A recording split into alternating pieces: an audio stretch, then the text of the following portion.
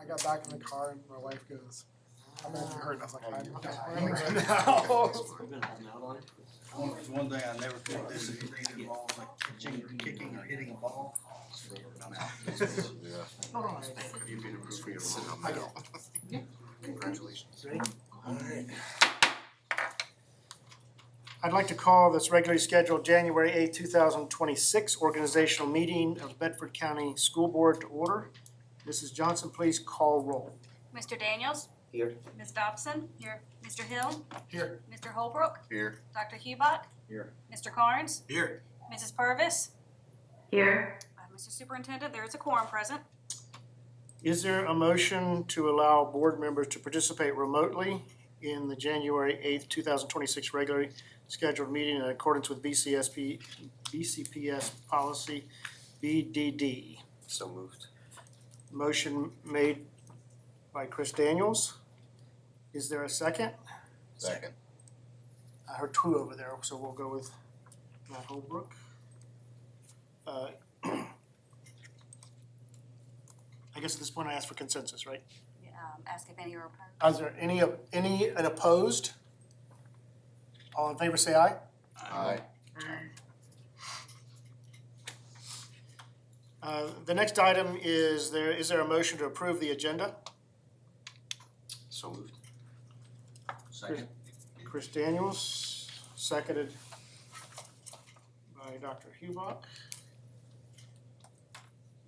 All those in favor, reply by aye. Aye. All opposed? We have unanimous consent. The agenda is approved. I will now move to open the floor for nominations for chairman of the school board. Nominations do not require a second. The floor is open. I'd like to nominate Chris Daniels as our chair. Are there any other nominations? As there are no further nominations, I will close the floor for nominations and call for a vote. All in favor? Signify by aye. Aye. All opposed?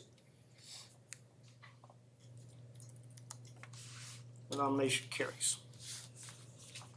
At this time, I turn it over to you, sir. Thank you.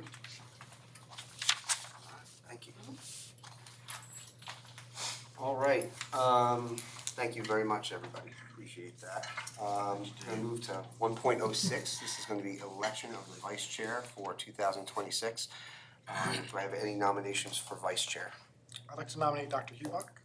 All right, we have a nomination for Dr. Hubach from Mr. Hill. Any other nominations? Hearing none, I will call the vote. All those in favor signify by saying aye. Aye. Any opposed? All right, congratulations, Mr. Vice Chairman. All right, Thank you. 1.07, let's stand for the Pledge of Allegiance and then a moment of silence. I pledge allegiance to the flag of the United States of America and to the republic for which it stands, one nation, under God, indivisible, with liberty and justice for all. And a moment of silence.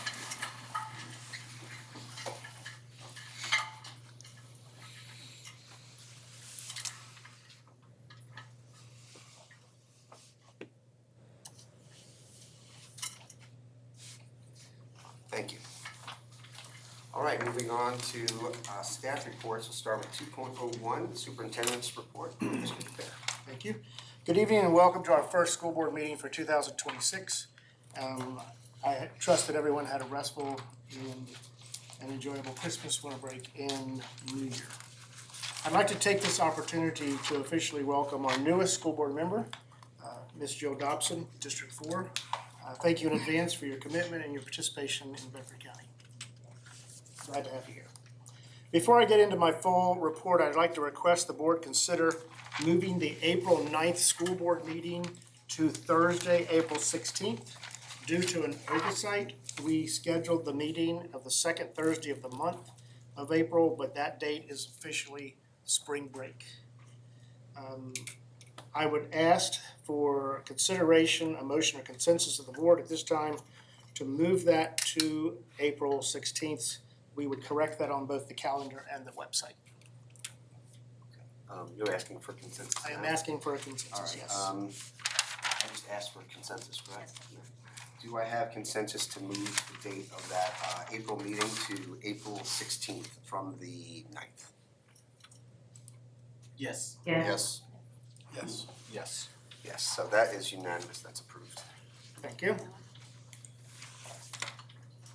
As a follow-up to an employee recognition that I first mentioned November 2025, Miss Jessica Geyer, principal of Stanton River Middle, and Lori Barber, who's the ISS coordinator at Stanton River Middle, and myself attended the Virginia Board of Education meeting in Richmond this morning for the awarding of the RISE Award, which is recognizing inspiring school employees.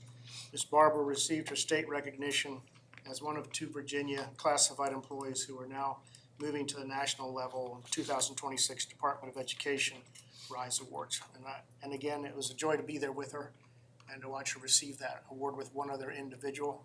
And I think it was well-deserved for what she does at Stanton River Middle School and how she works to lower recidivism in in-school suspension. And they've seen that result. So I gave great kudos to her for all of her effort. Tonight, I'd like to speak directly to school board members, and I would like to address 2 concerns that I've mulled over for the last year. And I'd like to make them in the form of recommendations by this board to consider so that we can, in one way or another, improve our conversations, improve our involvement, and in the long run, better serve stakeholders of Bedford County Public Schools.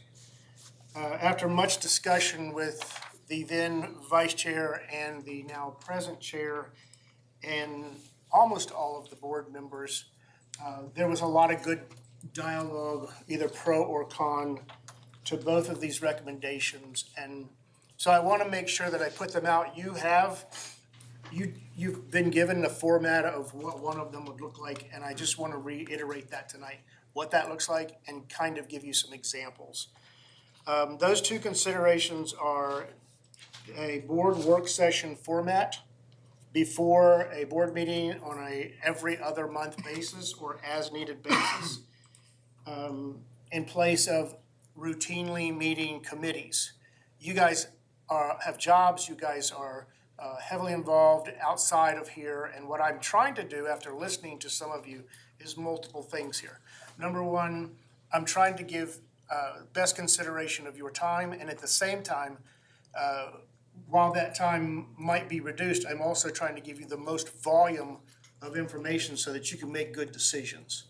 And so processing this through, having conversations with other superintendents, a coach that I have from Salem that was given to me by the state, I feel like we could enhance what we do and also take care of those issues, which I've heard several times, that in a just committee system, nothing else, just meeting in committees, we often have people left out of the conversation. So for instance, if you be careful, because I'm not pointing fingers at anybody, but if you had a policy that needed to be discussed and revamped, then what would typically happen is we would have that in information, we would list those changes made in the committee, it would then go to action, and you would be expected to vote on it even though you had not looked at the verbiage of it. And so those are issues that were brought to my attention, and then along with trying to figure out how to resolve that, a conversation that started in this board, I don't know what month, maybe summer or before, where one board member suggested we have work sessions so that we can bring topics to a table so we can all discuss it. I like that idea. I think you'll like that idea. You've been able to see the parameters of that. To give an example, the chairman and I were talking today. I'm not trying to abolish committees by any form, but you guys are out a lot. You're involved a lot. I would just as soon have a lot of conversations on the phone as you being away from your job and having to come in for multiple times or go. You're all in community boards, most of you are in community boards. You go, some of you to committees, and then you end up here on a board meeting. I'm trying to figure out how to minimize your time and give you the best information so that you can still have dialogue, all 7 of you in the room at the same time, and everybody understands what we're doing. So one of the concerns was trying to abolish the committee. That's not what we're doing. In fact, I gave an example to Mr. Daniels today. Let's just say, pick any committee or any topic, and that topic went to work session. That topic will not go to work session until there is a consensus amongst you that this is an important issue to discuss. Once Mr. Daniels and I get that kind of commitment and consensus, then we would have approximately 2 months before, because it's every other month. So we would give approximately 2 months to get information from these executives and then let you look at it at your leisure, and then if need be, have a committee meeting because we don't agree on something going to work session, and then we bring it into work session, and it doesn't necessarily have to have a committee meeting. But bring it into work session. I think we need to put parameters on work sessions. I think Ms. Purvis brought up the fact that we don't need to have more than 2 subjects. Some people have said 3. I suggested probably in so doing 4, but that's probably too many. So have that before a board meeting. And if a topic does not meet your parameters, your standards, then send it back to committee so that it can be hashed out and then returned to action. Does everybody follow what I'm trying to do here? I'm trying to streamline this. I'm also giving all 7 of you eyes on every topic, and at the same time, we keep moving along. Because there's a lot of policies that need to be looked at. There's curriculum things to be looked at. There are tons of things in budget to be looked at. The only committee that I think at this particular point in time that needs to stay monthly is what is currently our CIP, facilities, and PPEA, because there's a lot going on. And different ones that you're on those committees, we talked about that. We don't need that to go to work session, we need that to go to eyes every month on a site. And so that I don't say we do anything with that one right now, we just leave it. You still would have your opportunity to bring in questionable things to a work session. Last year we had this kind of a whole discussion, and Matt will enjoy this, a whole discussion on whether or not we blast the walkways before we paint them, or we just paint over them. As far as I recall, and what I think would be prudent is we get the old paint on before we put the new paint on. And so if there's a issue, a discrepancy like that, then you bring that and we all have that discussion, and we all say, good grief, let's not put 15 coats of paint on a walkway or overhang. So those are the things, those are how we can move subjects and topics through. I think it's an advantage, most importantly, because it puts all 7 of your eyes, groups of on this topic or on all topics. Does that make sense to you? So I've heard on at least 2 occasions, it's like I'm trying to go backwards. I'm not trying to go backwards. I'm trying to go forward. I'm not trying to take power of anything. I'm trying to give you power. And I've had so many conversations over the last week that were very positive in both of the things that I'm introducing tonight. And I think it's healthy to have discussion, whether we agree or not. It's just healthy. Any comments before I move on with that one? Okay, so you said not to abolish committees. Correct. So we'd still have committees and just meet as needed, and then who determines the as needed portion of it? I think the chairman and myself, by your input. If someone in the executive team says, hey, listen, we got a hot topic coming down here on HR or whatever, and she feels like we need to have something to discuss so that you're apprised of something, then she could suggest that. Or she could wait to, we could put it on a work session agenda. We have the discrepancy. If any of you have a topic that you feel has to be looked at individually before we go any deeper, you can make that suggestion to him. And I think we've made a mistake here in the past, and I want to correct it. And it's my fault. We've taken things to actual work study or to fruition without consensus. So if you feel like you have something that's important that needs to be brought up, a call to him, and he agrees, you got two, you need two more to say, hey, listen, let's give this to the executives, or let's put this in a work session, or let's put this in a committee. Does that make sense? It's fluid. Okay. I just don't, one of the things that I watched over time was it was more about routine than it was about topics. We need to get away from routine. I was talking to a lot of you, all of you, almost all of you, on what we think will be hot topics this year. And I'm not gonna go into them here. I think they come up in a work session, because we need to be prepared for how we treat our faculty staff. We need to be prepared for policies that might change. We need to be prepared for inflation. We need to be, you can go down that list. You guys have all had this conversation with me. I think we need to concentrate on those, and we need to concentrate on those heavily through our work sessions so that we all have a voice to it, if that makes sense. If you don't know me by now and you think I'm going after power, you don't know me then. Because what I'm going after is relationships, and it's for the same reason that I find relationships with the Board of Supervisors so vitally important. I can't do my job without being able to have a conversation with them. And I appreciate those that have met with me, and I have some others scheduled. I think we all need to take that opinion. I talk too much. It's a gift my dad gave me, but what that does is form relationships, and relationships are what get things done. That's my opinion. So just yes. making sure I understand this. So I'm gonna use facilities because that's the one I want. So right now, Mr. Hagler will email me and Matt and go, Matt and I, and go, hey, these are the meeting times. Are y'all good with that? We'll respond back, yes or Well, no. keep in mind, this one's monthly. Hadn't changed. Yeah, and so I'm just using that as an Okay. example, because it's the one. So in the future, would then Mr. Hagler contact Chris and go, hey, I wanna have a facilities committee meeting? No, he's gonna run it the same way he always has. Okay, Yeah, we've kind of been doing that. You guys are through gonna facility. meet, and you're gonna set your next meeting. You're gonna go because you know where construction is, you know what the deadlines are and all that. Mr. Holbrook? Yeah, I was just gonna say, that's kind of how we've been doing it.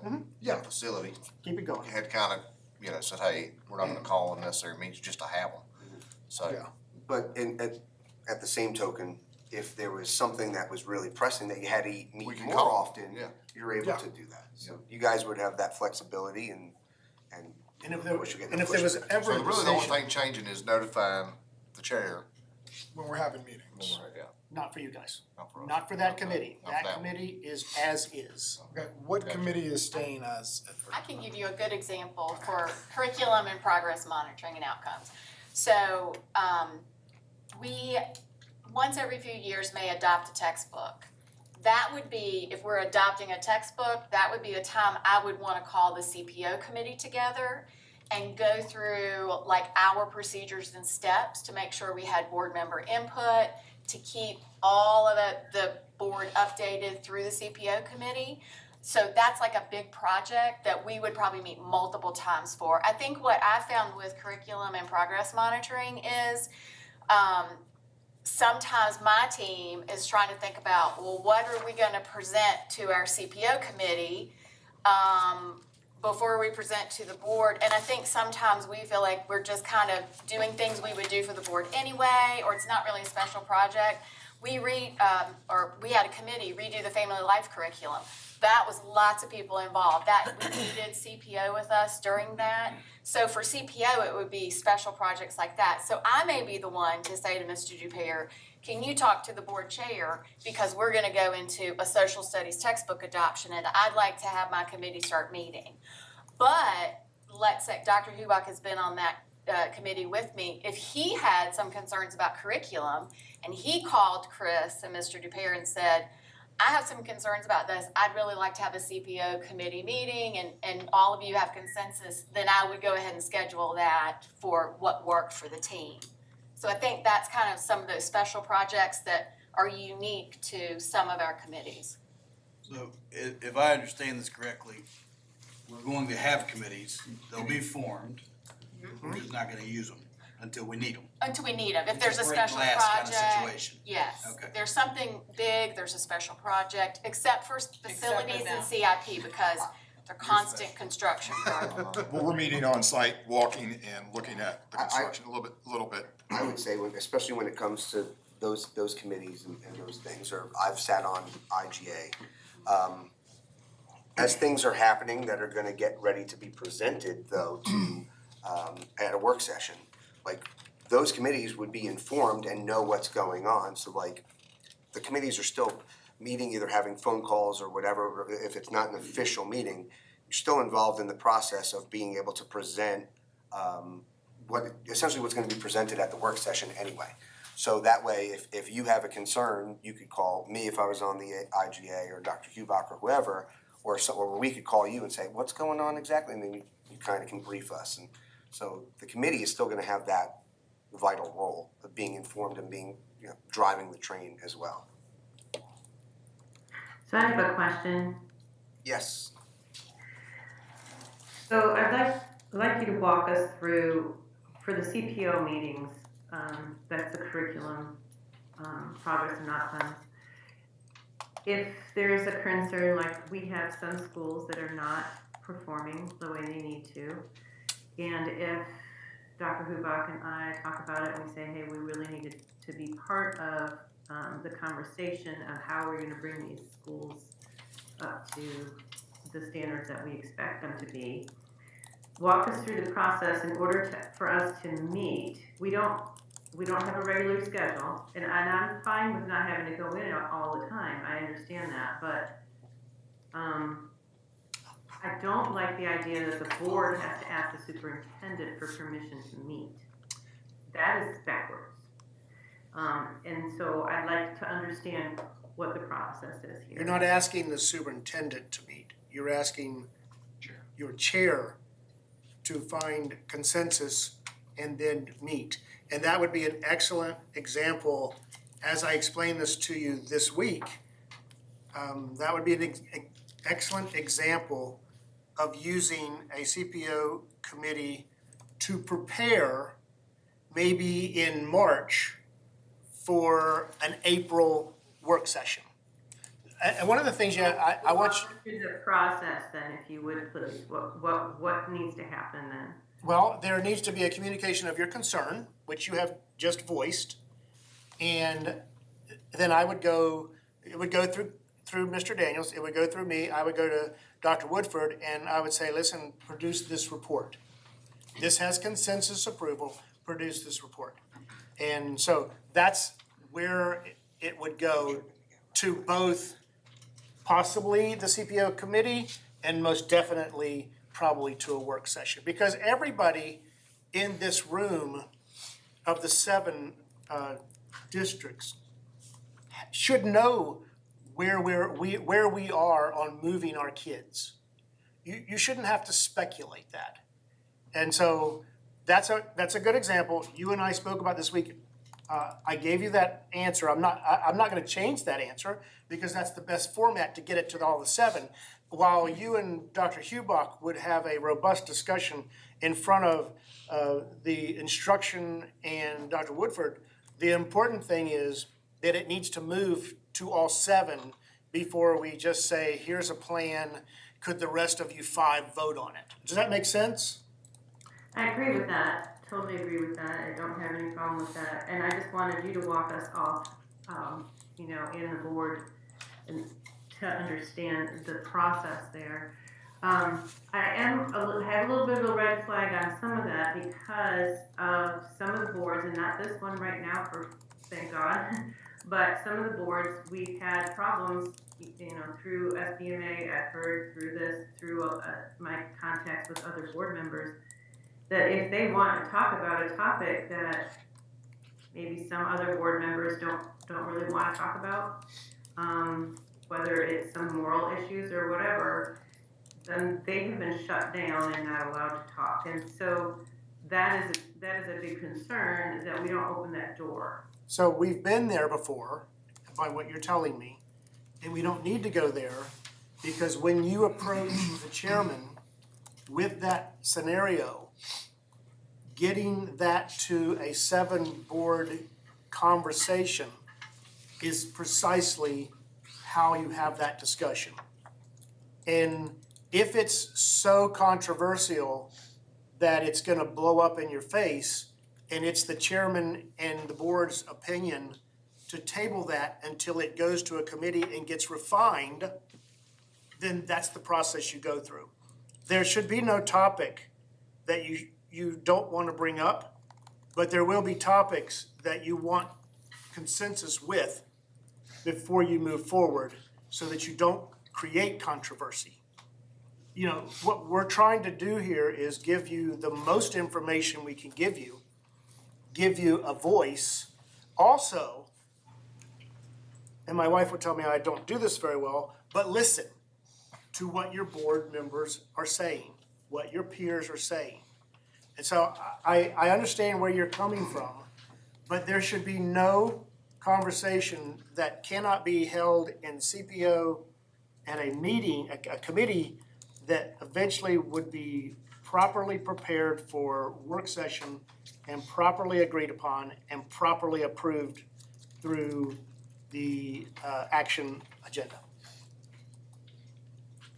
And if that answers your question, let me say to the rest of this group, Ms. Purvis, what I told you before, I think they all need to know this, is that your concern about those individual schools, we were to have started a process, instruction was to have started a process in December and start to evaluate those schools. And then we had 6 days of no school. So I know Dr. Woodford is trying to get that back on the calendar. Those are concerns, and if she wants to address it, she can address it. So then I would need to request today in order to meet this month or whatever, from the committee, So I- in the CPO committee, or So I when think do I do it? Can it just be by the phone, or when does it need to be requested? Yeah, I think you could call Mr. Daniels at any time to have that discussion with him. I will say, especially for CPO, we're constantly getting data, we're constantly giving updates, and so we will more frequently give those things to the board, because I think the board needs to know about scores and about interventions we're doing with schools. And there's a lot that goes into that, and there's a lot of work with school improvement. And so the very things you might be thinking about may be things that we are getting ready to cover. Or you may call Mr. Daniels and say, I really would like to have more information about what the instruction team is specifically doing at school A and school B. So we will put that information together, and then we will bring it, if there's consensus to put it on a work agenda, we'll do that. Or if there's consensus just for a report to the board, we can do that also. So I think there are multiple ways, depending on the topic. I think it's very topic driven. Are you good with that, Ms. Purvis? Yeah, I think so. I just want to make sure that we're able to, you know, have freedom to speak when we need to. I do believe that there's been times where I've just felt like, well, where do I go with this, and how do I address this? This is something that the whole board needs to do, or at least talk about. So, you know, I've been the one that's been advocating for more transparency in work sessions. I just want to make sure that it's not to the detriment of the committees. And I know that there's been times where the committee has presented to us the same stuff that they later presented to the board, and just gave us a heads up. So maybe there should be some kind of heads up via emails as well, so that we can say, hey, yeah, this is ready, this is good, or whatever. I just think that the communication there could be streamlined through emails and then presented through the work session, or through the actual board meetings. I think that's a great idea, and I don't advocate that we have to meet, the CPO has to meet every day or every month, but I do just wanna make sure I'm understanding the process, and then that the process does not, keep people from being able to speak. Yes, that's another good point. Dr. Whitford just whispered in my ears, there's also Wednesday memos, which would initiate any conversation, or give information to you to initiate a conversation. That's another perfect example. Well, I was gonna say, I mean, if it was that extreme of a deal, we could still call a meeting anytime we want. Right. Yep. So, I mean, if it got to that point. So I have a question and a comment. My first question is, for, let's say, Matt decides we need to have a facilities committee meeting. Calls me, they go, yeah, let's go to Chris. So we all get together.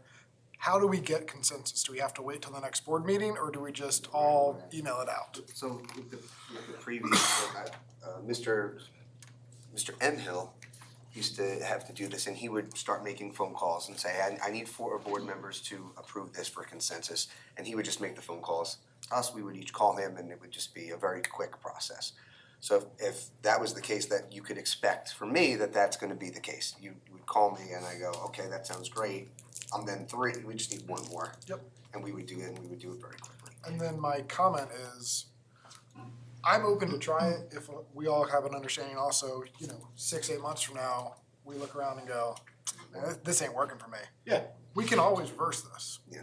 So You can also tweak this as we go, because we are trying something different and new. So if you have a recommendation, and we have the discussion, Yeah. to say, let's try this. Hey, Because as of open it right for now, discussion. obviously it all sounds a good idea. We're gonna find snags and bumps and things like that. And so this gives us an opportunity then to also come back and go, I don't know if we really want to keep on doing this, or maybe, oh, this worked great, let's keep on doing it. Great quarterbacks can call audibles, and I think that that's something that I think that we'd all be very good at, and we'd all be able to recognize what's working, what's not, how do we make it better? And, to me, and I'll just speak on this real quick, to be clear, it's important that we are keeping our committees, and we're keeping aces in their places, because that part of that has worked. If I don't know about something, I'm gonna go to someone that does, and with the way that our board has worked, those have been the right people in the right places, so I think that that's great. We're not advocating our governance and our authority as a board, because we're still having our committees. This is just a way to help get more information, and then get that same information out to the entire board for transparency, but also then out to the public for transparency. I know our meetings were live streamed, and they were out there.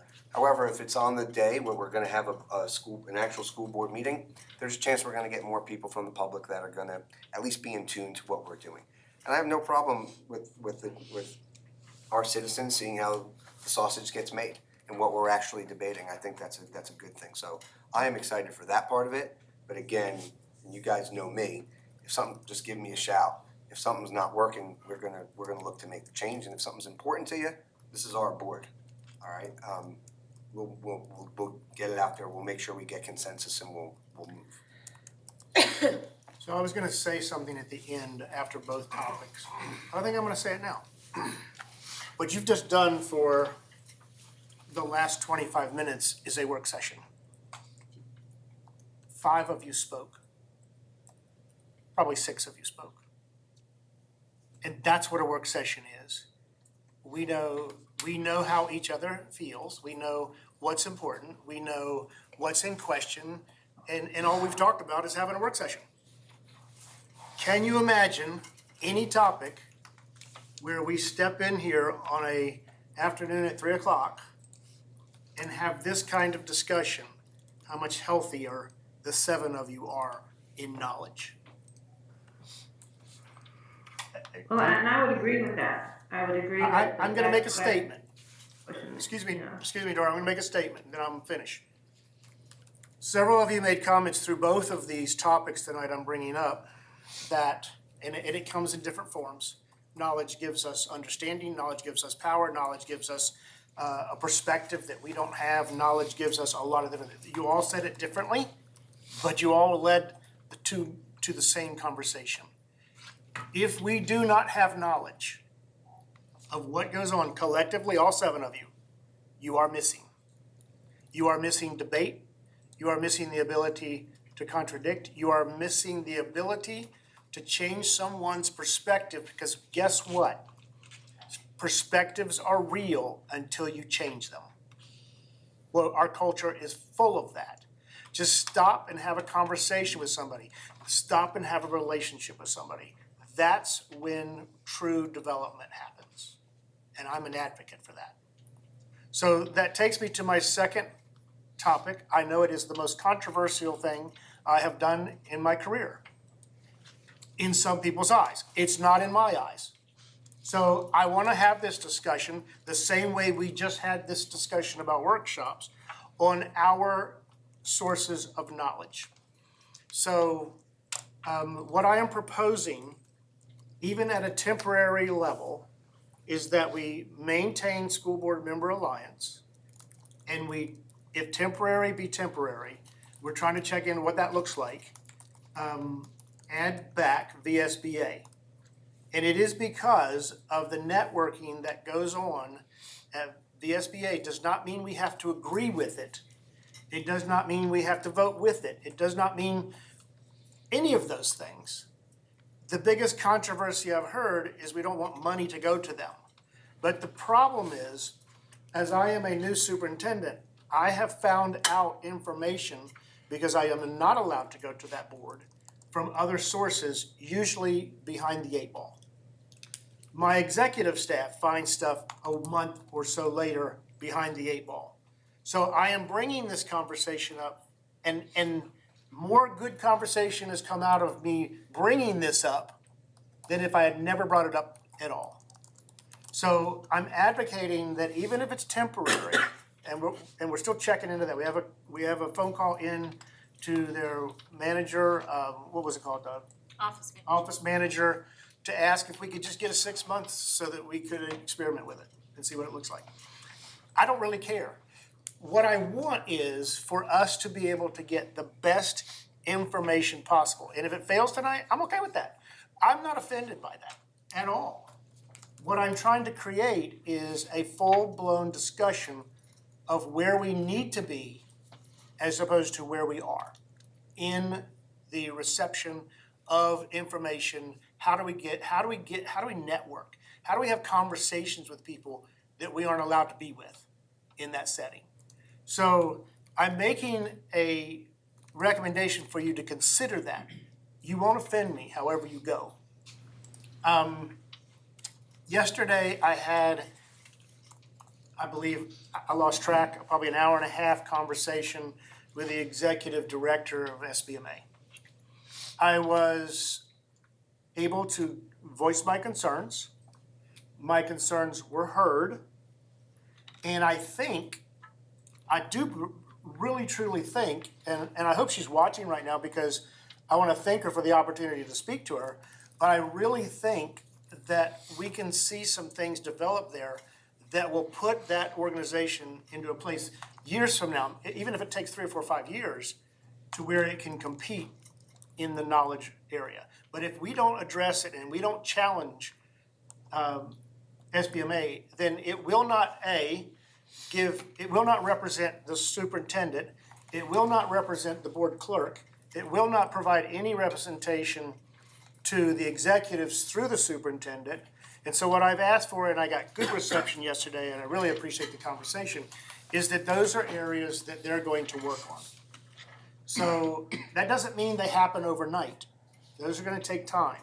Those are gonna take cultivation. Those are gonna take, real cooperation. So my question tonight is for you to consider a dual membership, even if it is temporary, so that we can learn, glean, be part of networking. It doesn't mean I have to be supportive of it. It just means I want every piece of information moving forward, in particularly the next 2 years. The next 2 years I think are vital. And if SBMA is there, then albeit, I have no problem. But if they need time to develop, they need time to develop. We need information today. Tonight, I'm gonna go home, don't tell me the score, but I'm gonna go home and I'm gonna try to watch the Hurricanes play Ole Miss. I could care less tomorrow morning who wins, because it doesn't change my life if my Hurricanes lose. But tomorrow, if I don't have knowledge, then my job's harder. Does that make sense to you? I want as much knowledge as I can get in this job. So I wanna open this up for discussion as well, because it should be brought to discussion with all 7 of you here. It shouldn't be brought, this kind of topic should not be brought to a committee. We typically might bring this to IGA. This needs to have all 7 input. So I'm fair game, I open it for discussion. Well, Mr. Dupere, first of all, it was an interesting conversation that we had the other day, and at the end of the day, I'm for dual membership, and I'll tell you why. Not being a member could cost us a whole lot more than being a member. Information is power. We need to move fast. We have no idea what's happening in Richmond right now. Nobody does. And because SBMA doesn't lobby, we really don't have a good feel on the pulse of what's going on. So my exact words to you were, I don't think it matters if we're dual members, but I do think it matters if we're not. That's where I stand. Let me insert, because I wanted to say this before I started.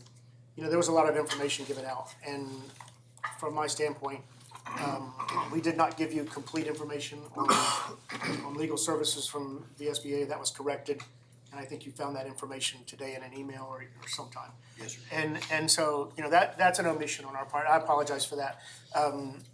But, that's gonna be the dollar cents versus the knowledge, and those are discussions we have to have. Those are discussions we have to have. What does it look like? What do we need? What do we not need? And so, thank you for your comments. Yeah, I would say, I think we need to look at it a little more. Between the 2 emails, I got one from Shelley, got one from y'all. And, I haven't had a time to really deep dive into it and look into what they do offer, SBMA. And like you said, I get it, VSBA does lobby. They're not always lobbying for what I would agree with. I can't speak for everyone here, but I definitely don't think we need to make a rash decision. I think some more information should be, I appreciate your comment, because they might not be lobbying for what I like either, yeah, but at least I know what lobbying is being done. right. So, and going back to Mr. Karn's comment, Yeah, I don't we think need it'd to be, know what we need to know. and honestly, I don't think it would be that big of a deal to me if it wasn't spending the money. Mhm. That's the big part. I mean, if it's free membership, why not? But, I think that's where I'm at too. I don't really like is- giving them the money. Not and- even that portion as much as why 2 organizations? If we've got, I'm just gonna use the email that most recently gotten, and it may need to be updated. But from what I looked at, altogether SBMA costs us a little over 8,000. Altogether VSBA would cost a little over 8,000, with all additional costs included, everything. I don't understand why we need 2. And, if SBMA is not doing what you'd like it to do, let's have that discussion of, should we leave one and go to the other? I don't see any value in having 2 of the same tool. It doesn't make much sense to me to hold on to, okay, if the point you wanna make is VSBA is providing us better information, that's a better organization, then let's have that argument. To have the argument of, especially with going into budget season here, and we're gonna ask our staff and our teachers to understand of, hey, if we wanna spend more money over here, we're gonna have to cut over here. and then to look at us as a board, and we're in two organizations, and I know it's pennies to what, you know, a new HVAC system costs, and, you know, all that kind of stuff.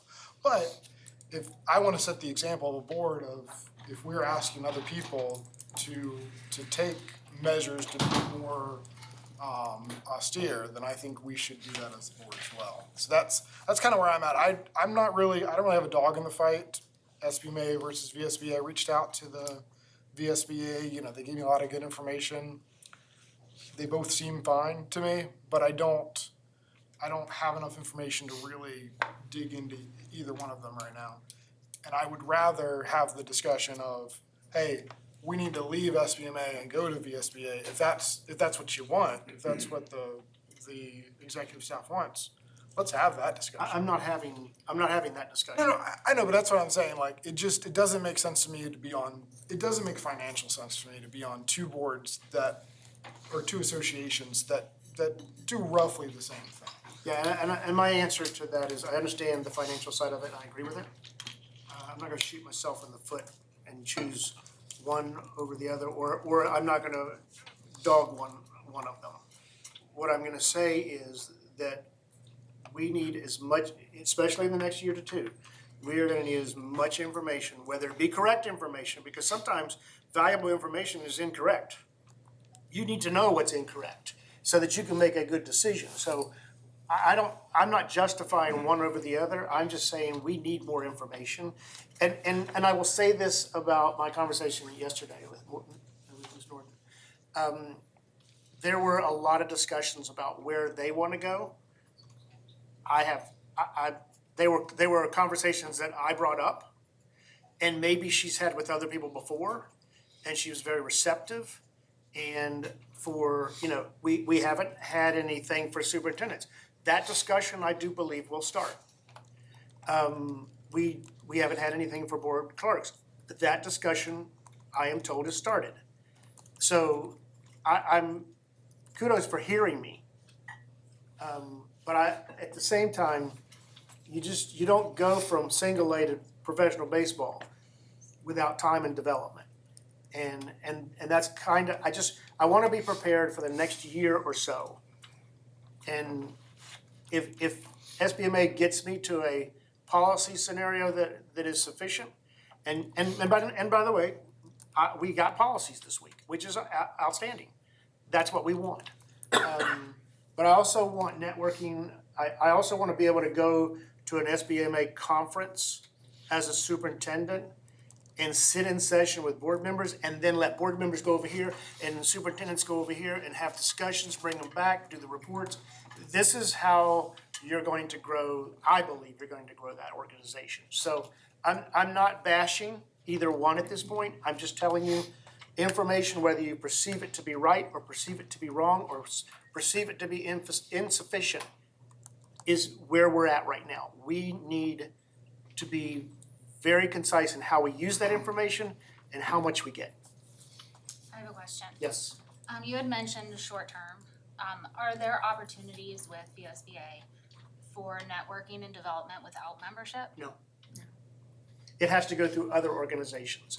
And so there might be a conversation that starts at VSBA, and I would find out about it because I went to a VAS conference or I went to a regional that has nothing to do with VAS, it's regional superintendents. And I was always like, when did that, I'm listening to something and I'm writing a note, or I'm coming back to the executives and saying, did you guys know this? And that's probably been the thing that probably alarms me the most, is we aren't always in the loop. Whether you agree with the loop or not, you need to be in it. And so again, I'm not here to bash either organization. I'm not gonna do that. I'm very, very excited about the conversation we had yesterday. There's gaps and we just need to fill them right now.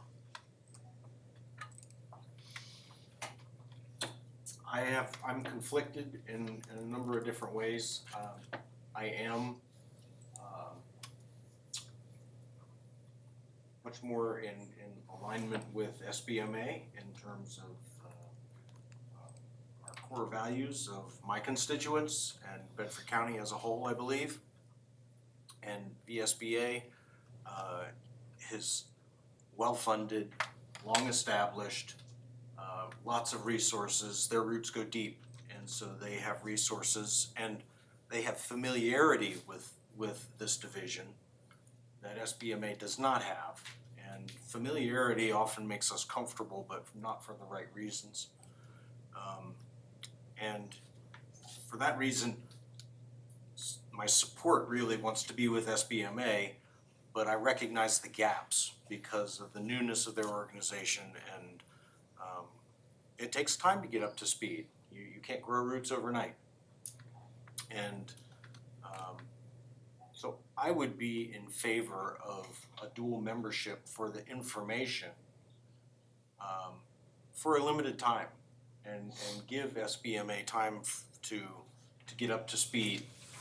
My caution would be, if we've got them both on the table, and this division has been familiar with it, with the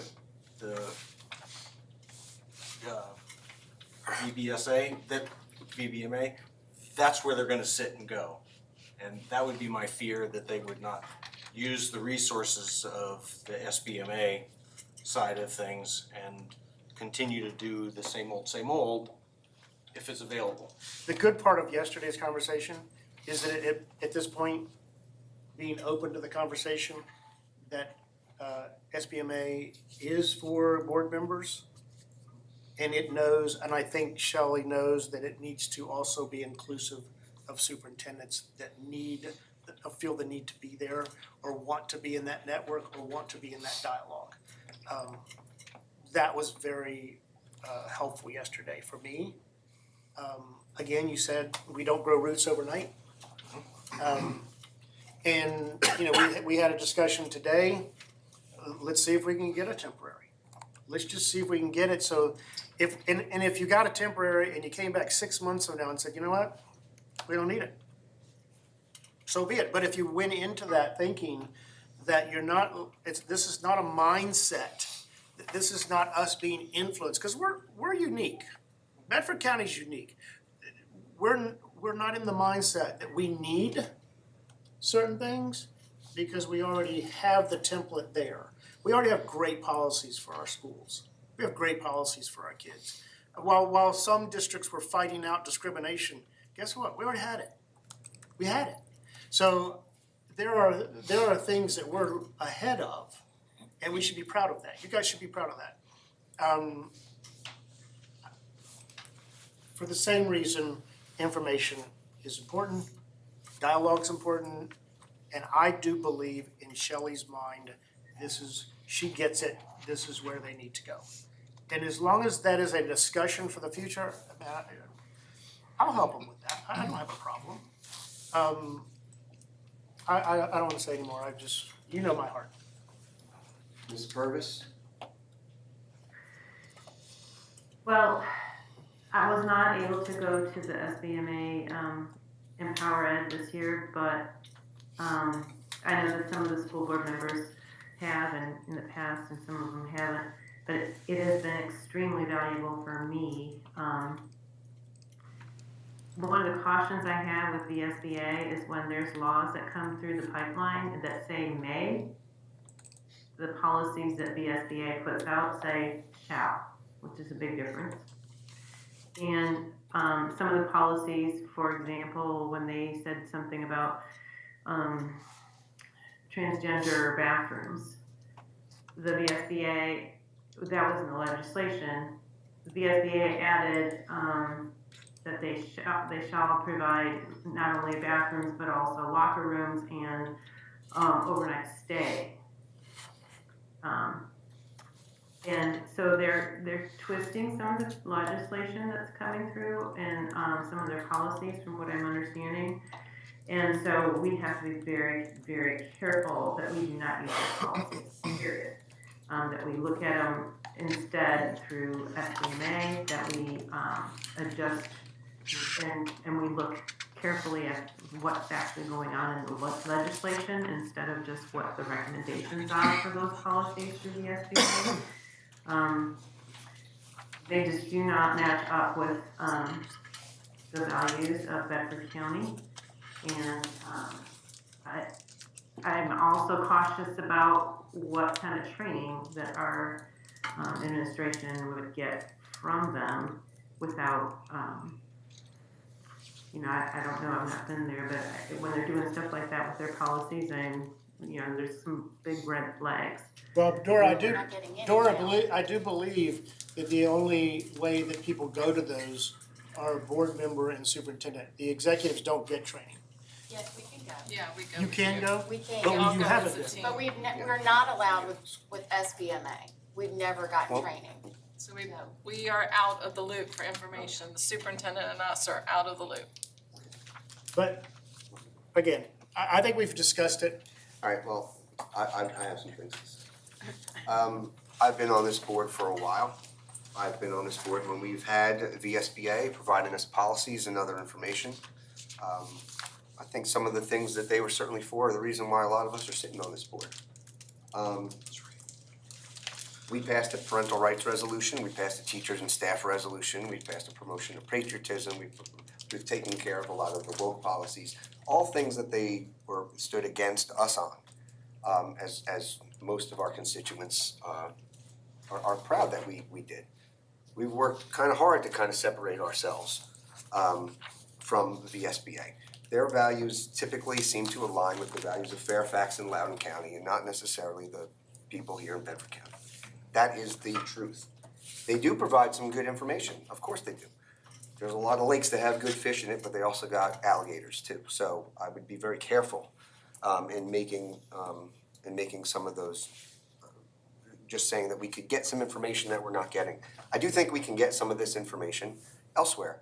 You've had very good conversations with SBMA today.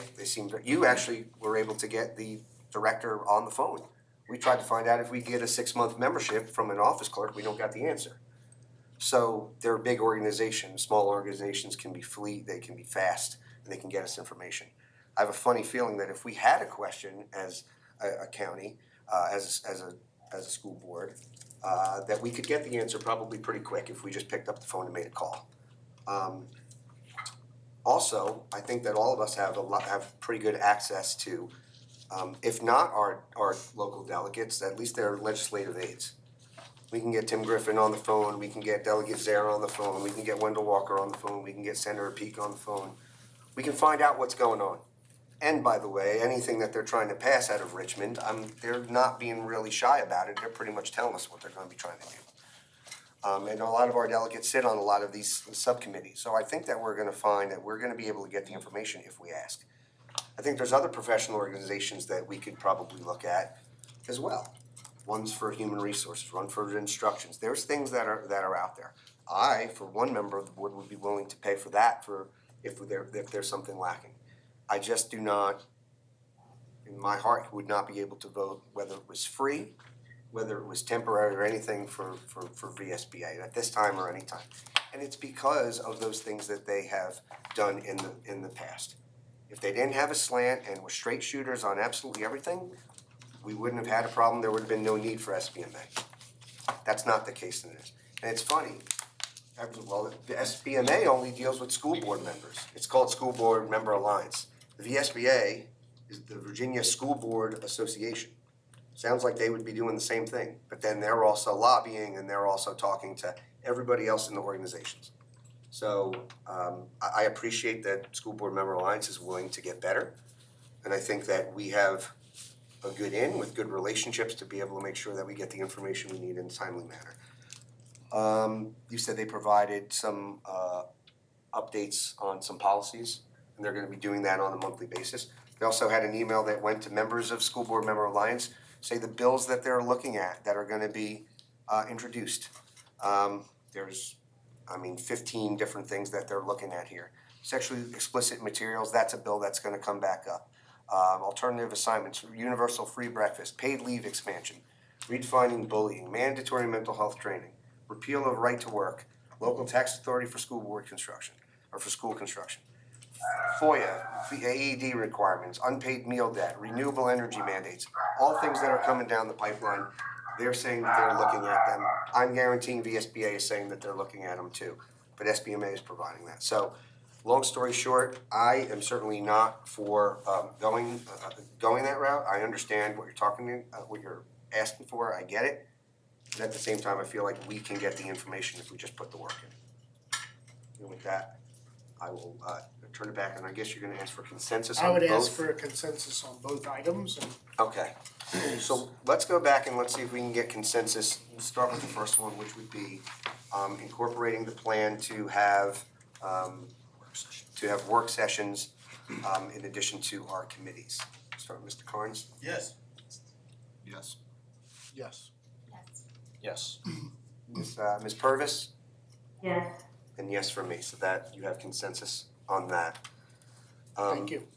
Got it. And secondly, for having dual membership between SBMA and VSBA, we will look for consensus on that. Yes. No. No. Ms. Purvis, No. and I'm a no on that one. So as of now, there's no consensus there. You All have right. just had 2 work sessions. Do you understand what you just did tonight? Been here for an hour. But you know what? You accomplished a conversation that has not existed to this point on any topic outside of committees. So it's our job right here to make sure that work sessions work. And you need to remind us of that if you think we're not doing that yet. This concludes my superintendent's report and information for tonight, and thank you for your conversation and thank you for your input. All right, perfect timing. It is now 6 o'clock, at 6:01, so I'm already late. And we will skip. Right now, we will go to public comment. I will read the public comments. I thought I was getting away from reading a lot of stuff, but I'm not. I have to read even more now. So, the public comment portion of tonight's agenda is limited to 40 minutes. Speakers are asked to state their name and voting district. The school board is here to listen to your comments, but will not engage or respond to speakers during this 40-minute period. Please remember this is a public meeting and that we will expect all speakers to refrain from any foul, profane, abusive, or hateful language during their comments or any time while in attendance during this meeting. We also ask that speakers keep their remarks objective and about the school in nature. Keep all comments limited to matters related to public schools, and any comments that are harassing or amount to a personal attack against any identifiable individual, whether a board member or staff or student, or having the potential to cause unnecessary delay or disruption to this meeting are prohibited. This is a public meeting for public matters. If a speaker is not present when their name is called, we will proceed with the next name on the list. An individual who is not signed up to speak may not substitute for that time slot. Individuals will have 4 minutes to address the board. An alarm will sound when the individual has 30 seconds remaining. A second alarm will sound when the allotted 4 minutes have expired. When this second alarm sounds, please discontinue speaking and allow the next person in line to come to the podium. Should you be able to finish your comments, please send or give them to Mrs. Johnson, and she will give them to the board members. Please do not adjust the microphone at the podium. It is in position for optimum audio quality. And with that, we'll start public comment, and we'll start with Mary Catherine Bennett.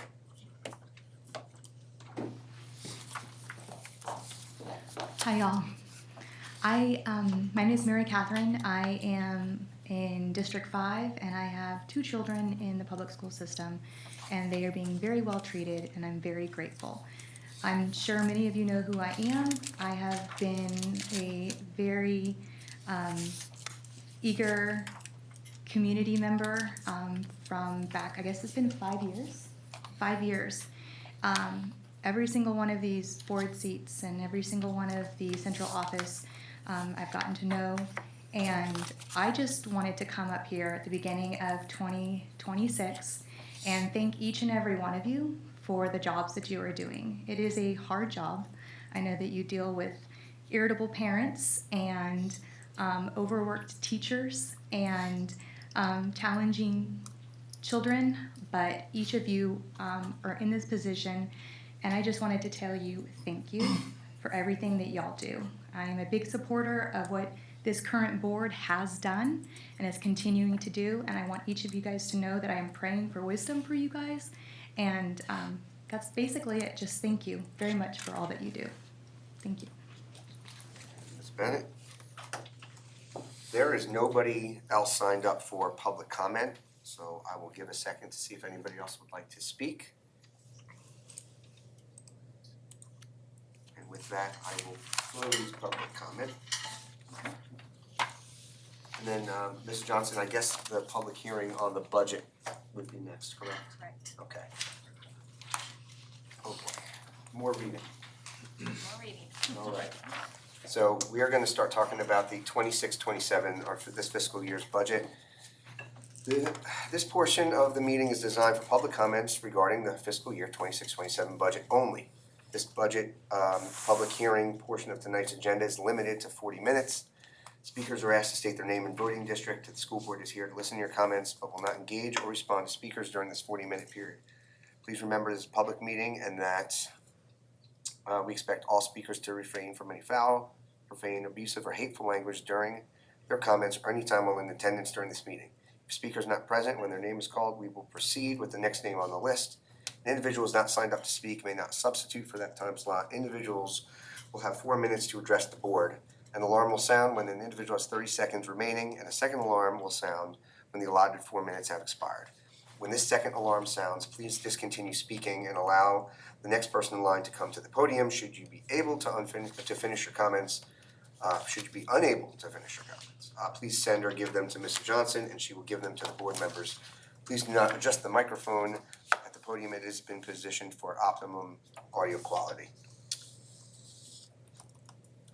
Oh, I guess I need to read this. Please refrain from outbursts or I'll have you removed from the building pursuant to Code of Virginia 18.2/415.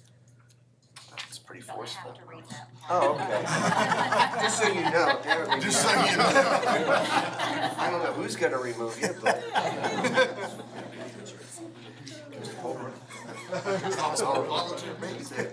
And with that, there is nobody signed up for the public hearing for the budget to start the year.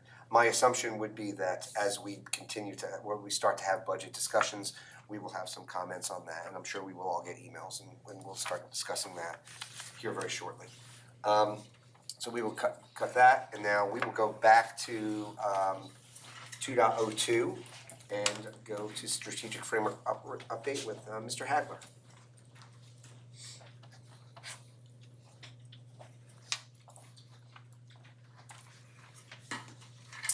Thank you. Looking at the agenda, I was tempted to get thrown out. And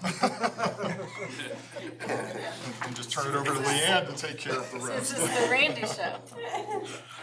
Good evening. I'm here to present tonight, continue to present on behalf of staff, the strategic framework update.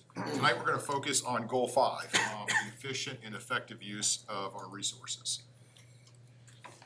Just as a reminder, putting up on the screen that the main template for the whole strategic framework is our vision, mission, and core values. Our vision is the acronym BCPS, Building Citizens, Promoting Success. So just put it that, I won't read through all that, but as a reminder to everybody that that's the core. Looking at our goals, all 5 goals are listed up there. They're pretty small. We're gonna be focusing on goal number 5, the efficient and effective use of resources. This was recently added to the plan. There were 4, and this 5th one was added, I think, late last year. The 4 strategies associated with this is to build an annual budget that supports the strategic framework goals, create and maintain long-term capital improvement plan that identifies funding sources. Number 3, explore cost-saving opportunities and explore revenue-generating programs for the school nutrition program. And number 4, advocate with state and local representatives to fully fund mandates and remove restrictive laws that hinder daily operations for students. So we're going to focus tonight and presenting on this basically on the first strategy of that 5th goal. There are 6 things listed there on strategies that we're going to approach this goal with.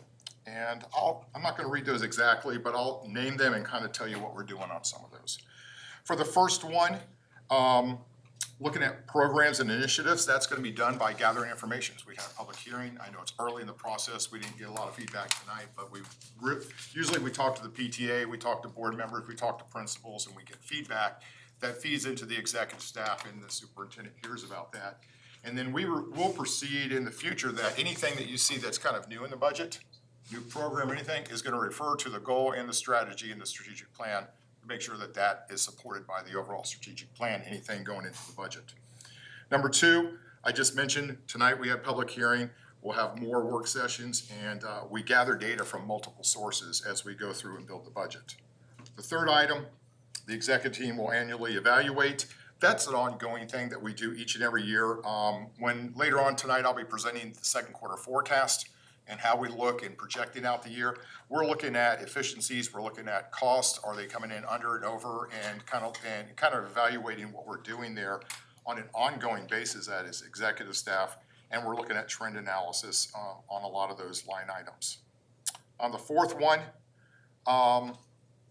this is a ongoing process by the executive staff too. A good example of this, I was coming up with an example on this one, I was talking with Dr. Woodford on this today, is that our IT staff and Dr. Woodford, we look at our software line that supports what we're doing in the district, business software, and also instructional software, and we're looking at, are we getting the results from that? And what are we gonna prioritize? And so you can, if you really wanted to, if you go to some of these conferences and stuff, there's a lot of software you can buy. And so with limited resources, where are we gonna put our money? And so where do we focus on that? And I'm very proud of our instructional staff. They looked at this, and there were some cuts on some software that we're using for textbooks and stuff, and saying, that's really not getting our bang for our buck. It is over here, so let's move our resources over here. So we're doing that on an ongoing basis, evaluating our programs, and are the purchases really producing what we want them to do?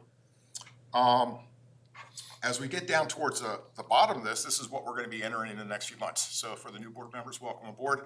It'll be a whirlwind. But number 5 is that all this data is gonna come together. We're gonna get as much information we can from the state, and then through the superintendent will present really a balanced budget to the full board. And that's the first cut you're gonna look at it. This is superintendent's recommendation, where he's gathered a whole information from the executive staff and others, and presents it to the board. The board then takes that over and makes changes or adopts it. And so that the board picks it up, and then the board will ultimately vote on that budget, and that'll be transmitted to the Board of Supervisors for a request. And you're still not done, because then you have to wait for them to either approve your request or not, then it comes back, and then you have to make further adjustments. So those are 5, 6. That kind of takes the new board members through the whole board process. Superintendent will produce a budget, supported by the strategic plan. The board members will then pick that up, make adjustments, make adds, reductions, not support.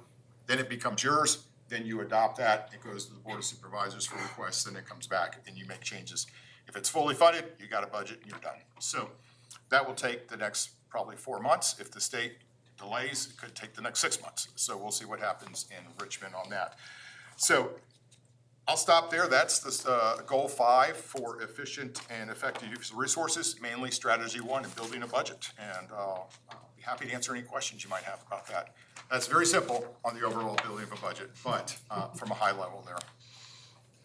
All right, anyone have any questions for Mr. Hagler?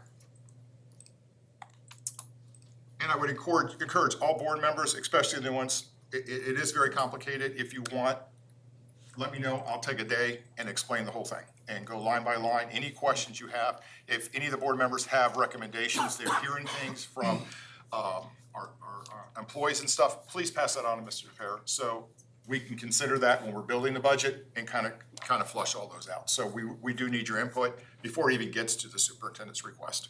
But you'll still have that opportunity once it becomes the budget that you have to balance. But we'd like to know as soon as possible so we can do cost estimates and some evaluation. Any other questions or comments? Mrs. Purvis, anything?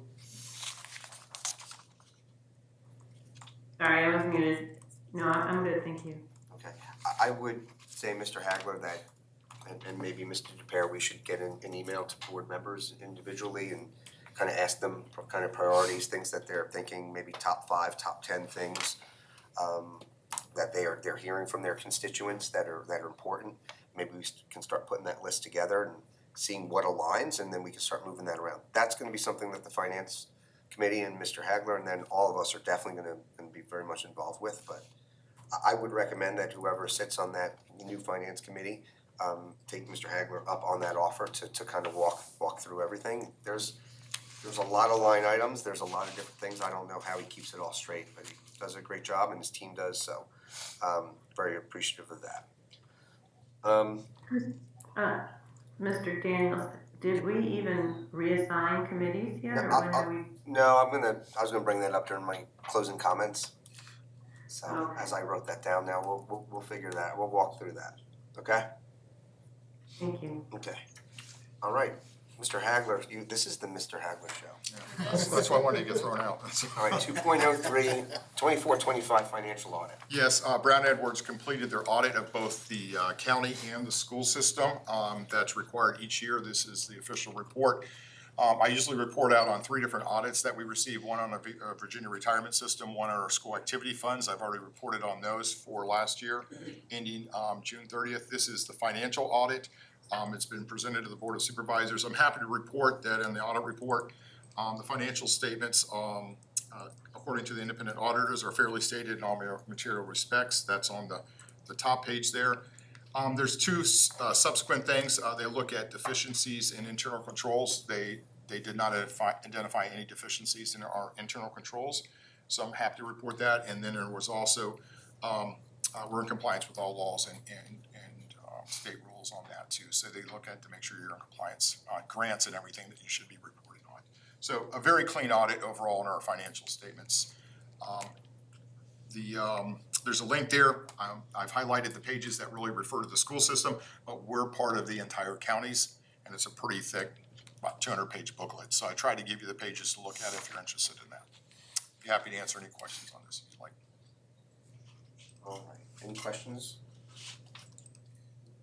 Nope. I have just a comment. I know Mr. Daniels, you and I talked about this, and then I had also talked to Shelley Norton from SBMA. She said that there are some other SBMA counties that are going through a full forensic audit, and I think that is something that we need to look into.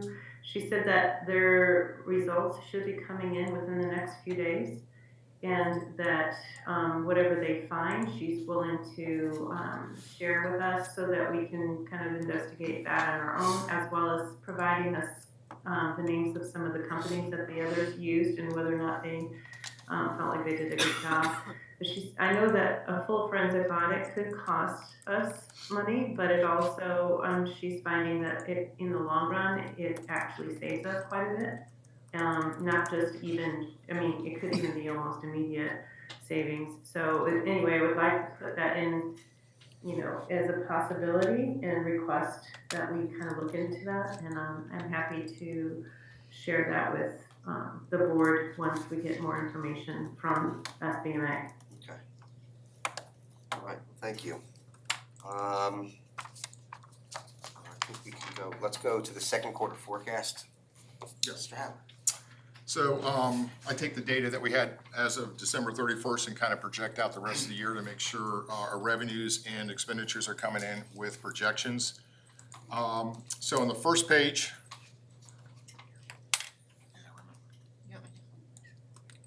I'll try to get it done I'll try to. for the first time ever. On the first page, you can see that our revenues overall projection, about 342,000 less than projections. I did build into the projections those supplemental appropriations that I thought were appropriate that we see coming in. For new board members, supplemental appropriations are new monies coming in that we did not build into the original budget. There's 3 of those. One was a $164,000 security grant from the state. The second one was about $11,000 for a teacher licensure grant.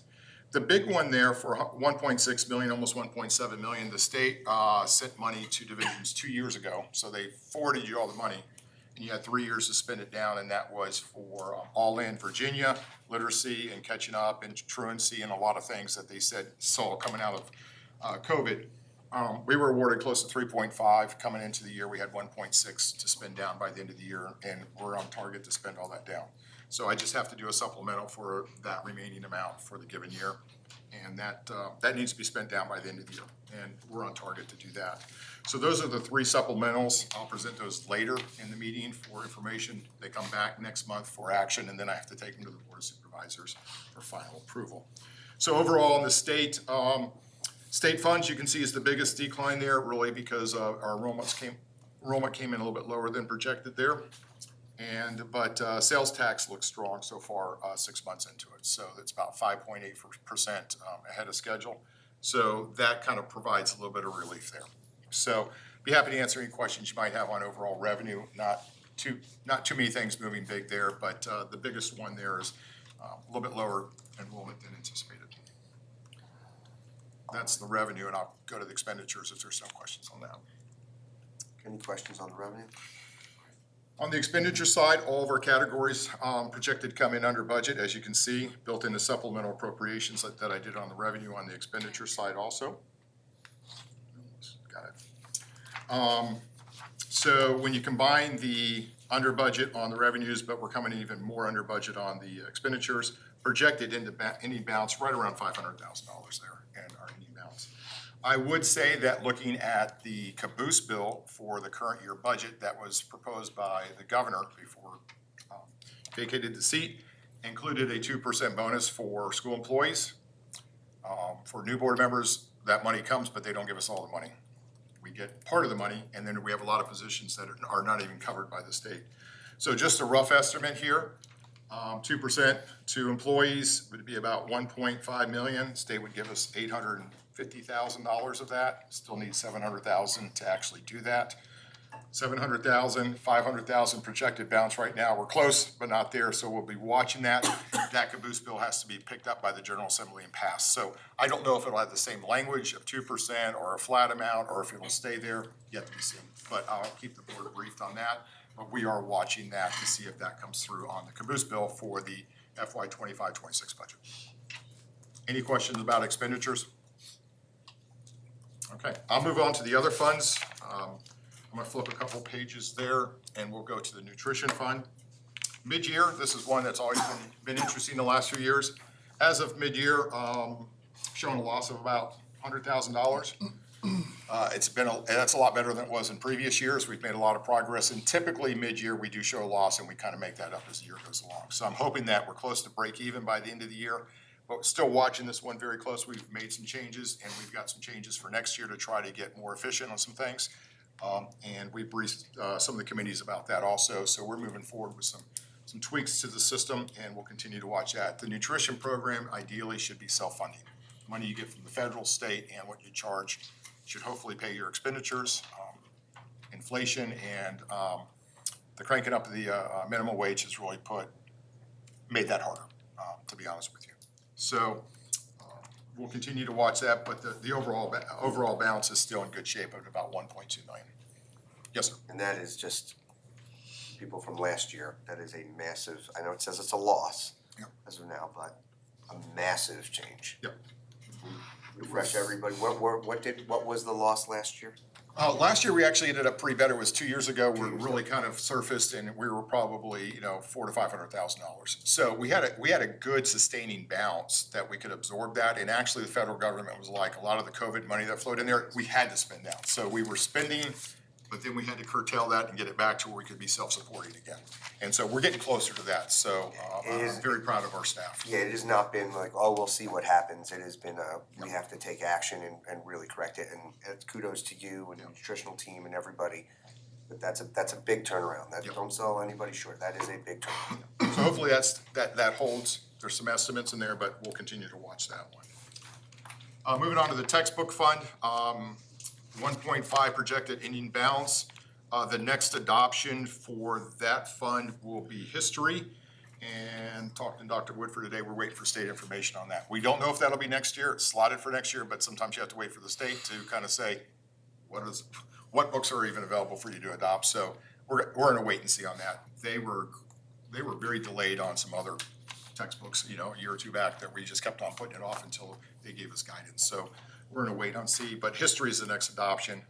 Estimate about $1 million for that. So we're building up a balance there. Yes, sir. I know the last one we did was Math. math. Yeah, and is there different levels of expense based on subject, or is it all pretty standard pay, books and book? I think it really depends on how many resources come with it. So history would probably be a lighter adoption than a reading or math adoption because there aren't so many manipulatives or extra resources outside of it. It also depends on how many different history classes we have, because we might have to order textbooks for several high school history classes where high school reading, there are just 4 grade levels. So it really just depends on the resources and how many classes we have that are different. Would you say, or? Yeah, I think that's correct. Okay.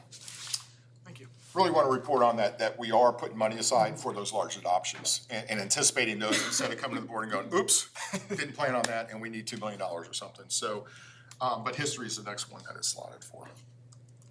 Next fund, yes, ma'am. Mr. Hagler, curious, so you're saying that the history adoption may not be for 2 years, is that what you're saying? So typically from DOE, there's a 7-year rotation on textbooks.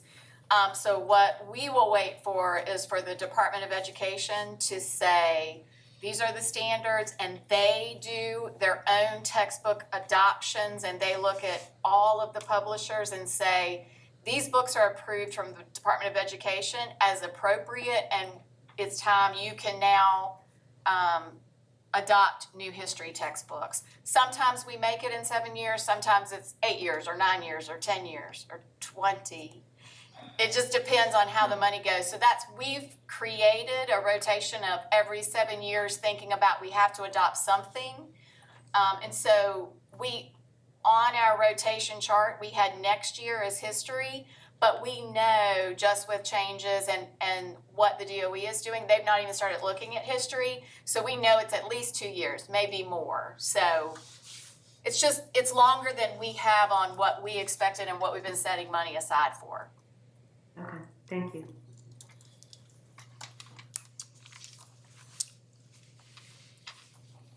Maintenance fund, there will be more details on this coming from the committee at a later board meeting, detailing what we accomplished last year, what's slotted for next year and the next 5 years. So we're working on that 5-year CIP budget, and we'll be presenting that at a future board meeting. But on overall financial, 11.5 million ending balance projected. I will say a lot of that is already earmarked for the HVAC projects at Liberty High School and St. River High School. We're negotiating with the vendor right now to get a final contract so they can start on that project this summer, but it'll probably take 2 years to get those projects done. A little bit complicated and timing on that.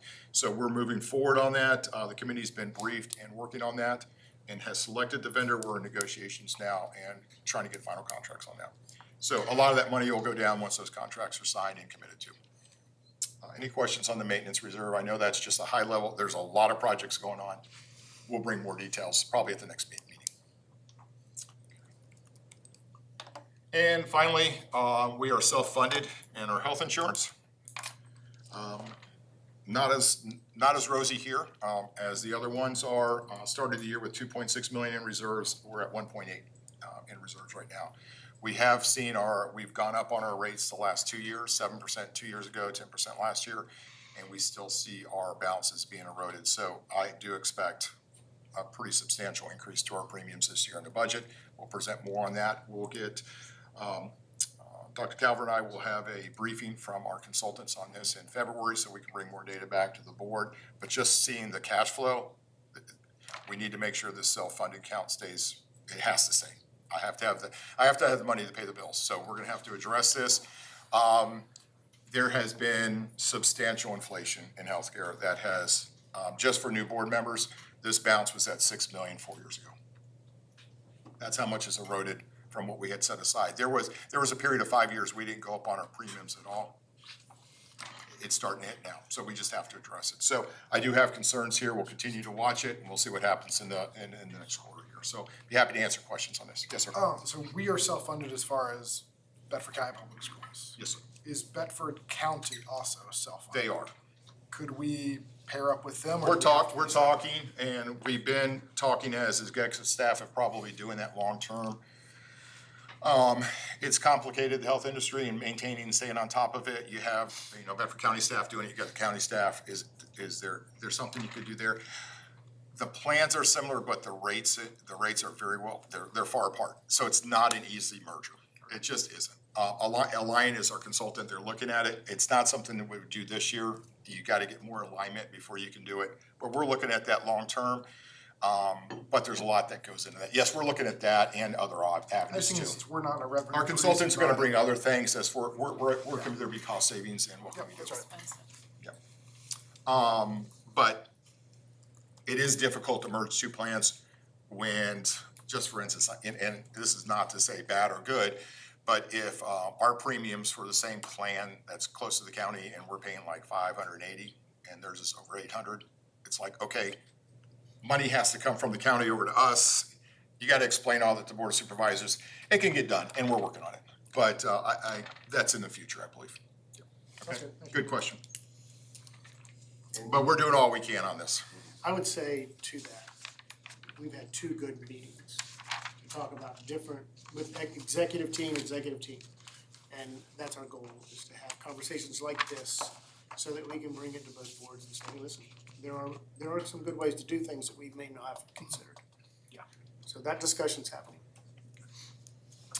So that concludes the forecast and I'll have another one at the third quarter. But a lot of the data from this one feeds into me looking at any technical or adjustments that go into the budget. And I've already started working on that, because I look at what's actually happening to what we budgeted. Is it good or is it bad?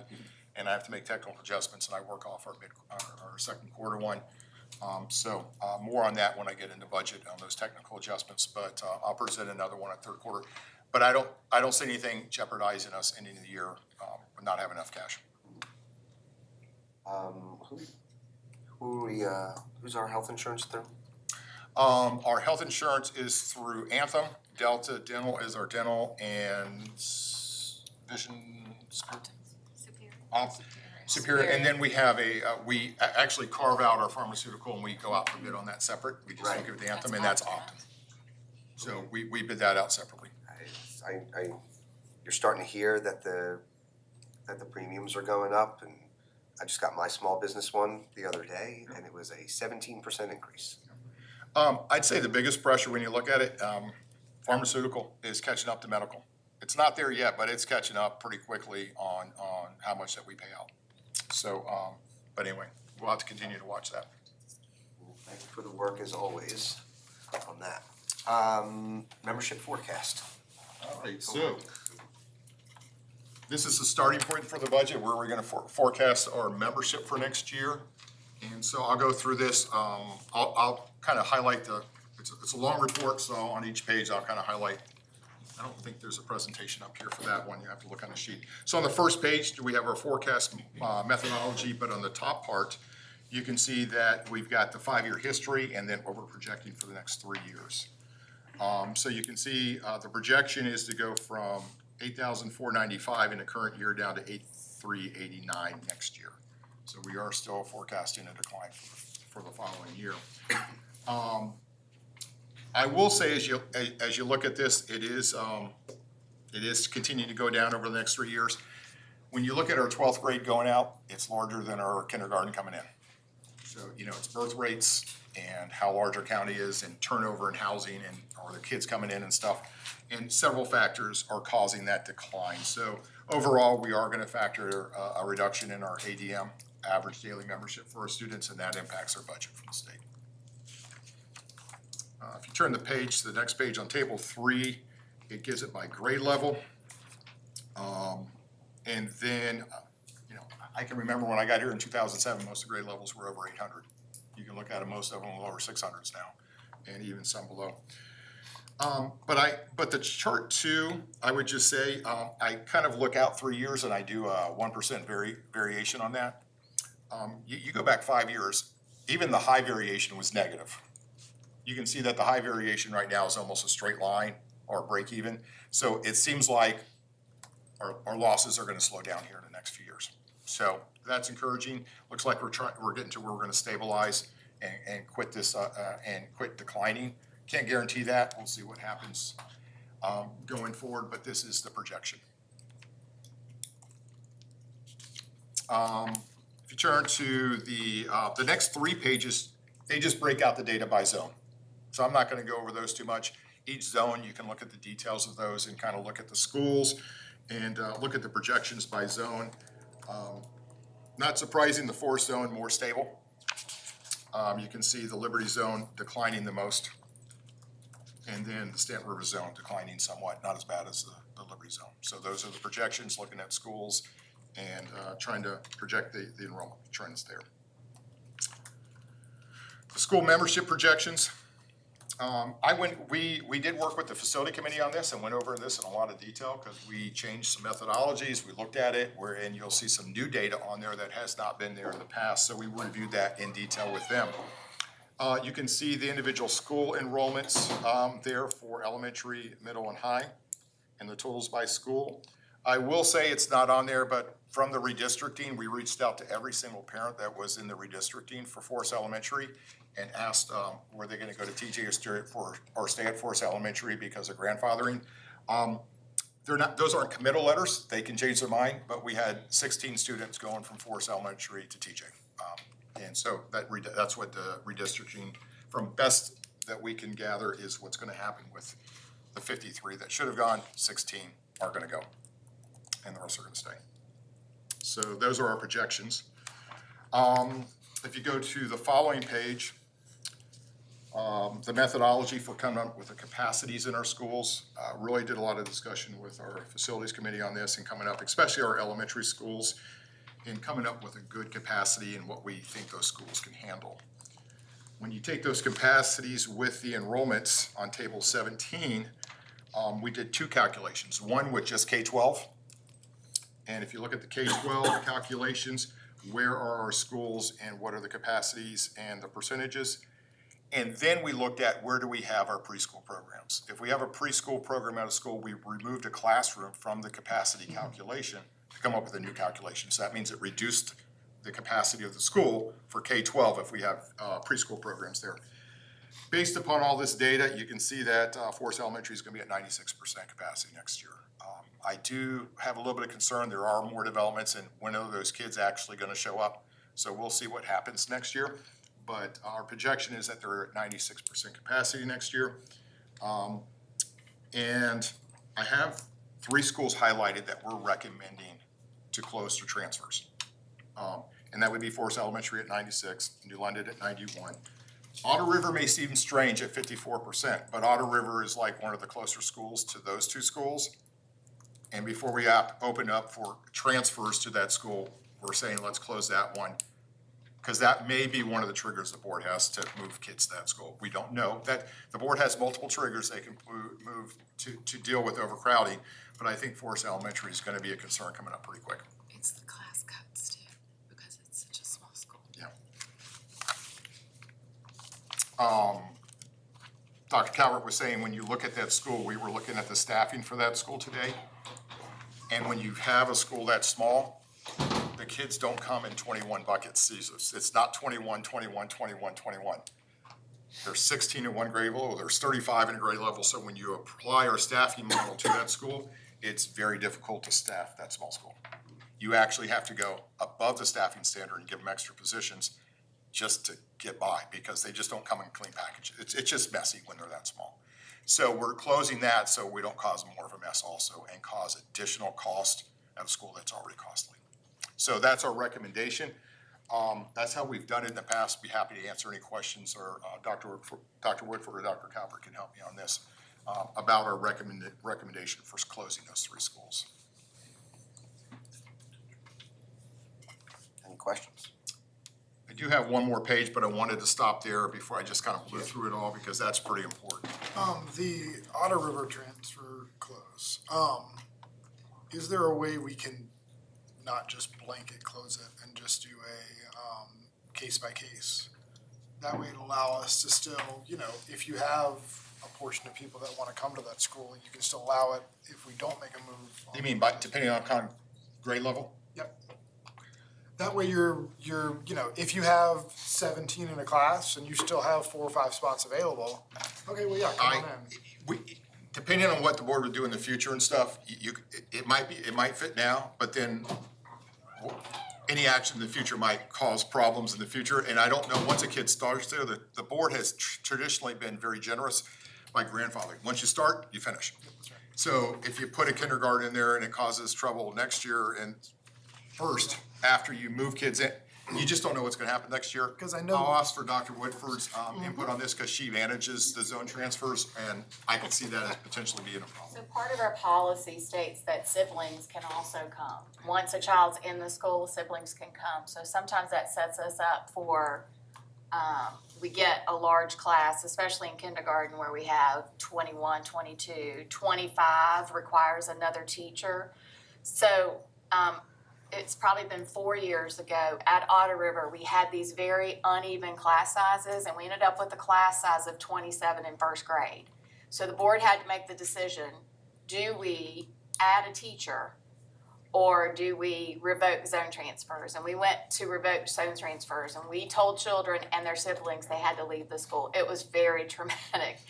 So I think we since then have traditionally just said, we are closing Otter River, but every zone transfer that comes in, because people will still request it, I'll call the principal, she and I'll talk about it. We let a couple of kindergartners in this year because she had a very, very small kindergarten class, and we thought, okay, we have room to grow there. So we do kind of do case by case, but overall we kind of say this is a school we have to really watch because typically we have to add 2 to 3 teachers to that school to make the configurations work so you don't have these large class sizes, which is very, very expensive. And so that's why we have tried not to do it unless we just know we've got a very low class size and we want to at least be able to keep kids in that school, if that all makes sense. Yep. Do we have a lower household to student ratio in this district than we do others? Because I know we pulled the permits of, you know, new building construction, and this is one of the fastest growing elementary school zones. So is it something particular about this district to where the household ratio may be down? I think it's homeschool, honestly, and the number of private schools so close by. That's what, I mean, we have a very large homeschool. It's also been, you get into a dynamic, the birth rate being down, but you also have the dynamic, and it's hard to tell because you need more longer trend on that. Sometimes communities will, especially in the forest community, you're going, they'll switch over. Mom and dad raise their kids, they downsize, they go somewhere else, another family comes in with kids. I don't know if that's happening as often, so you've got people that raise their kids staying and not moving, so you don't have the influx of kids maybe that you would have if a community's like switching over to some of these communities. I think it's all 4 of those that are happening. I'm hoping it stabilizes, and new construction is the last page we'll go over, that there will probably be more kids coming into Forest Elementary pretty quickly, and Forest Elementary is gonna be something the board's gonna have to decide what to do on, probably even next year. It's getting to that point. And that's even after redistricting some of TJ, Forest Elementary or to TJ, there's still gonna be some more pressure coming to Forest Elementary. Yes, sorry, I didn't mean to skip that up. No, that's okay. If we can go to the last page, we added some information that the committee and, I'll say, Mr. Stephen Hill, was looking at, and so my, maintenance staff and myself went out, and we started digging up data on what are the trends, how many from townhouses, how many from apartments, how many from homes can we expect to come in our houses. We looked at historical data. We have table 18, which is our methodology that if there's a new development, this is what we can expect. That's based on Bedford County's historical, not on national. And so we applied that to these developments we see up top. Now, when did these developments get done and when do the kids show up? We had discussion. When do you start planning on those kids to show up? When you see footers in the ground, when you see the permit pulled, and so it can vary. Some of these are 2, 3, 4 years off. Some of these are conceptual, and some of these are being in construction now.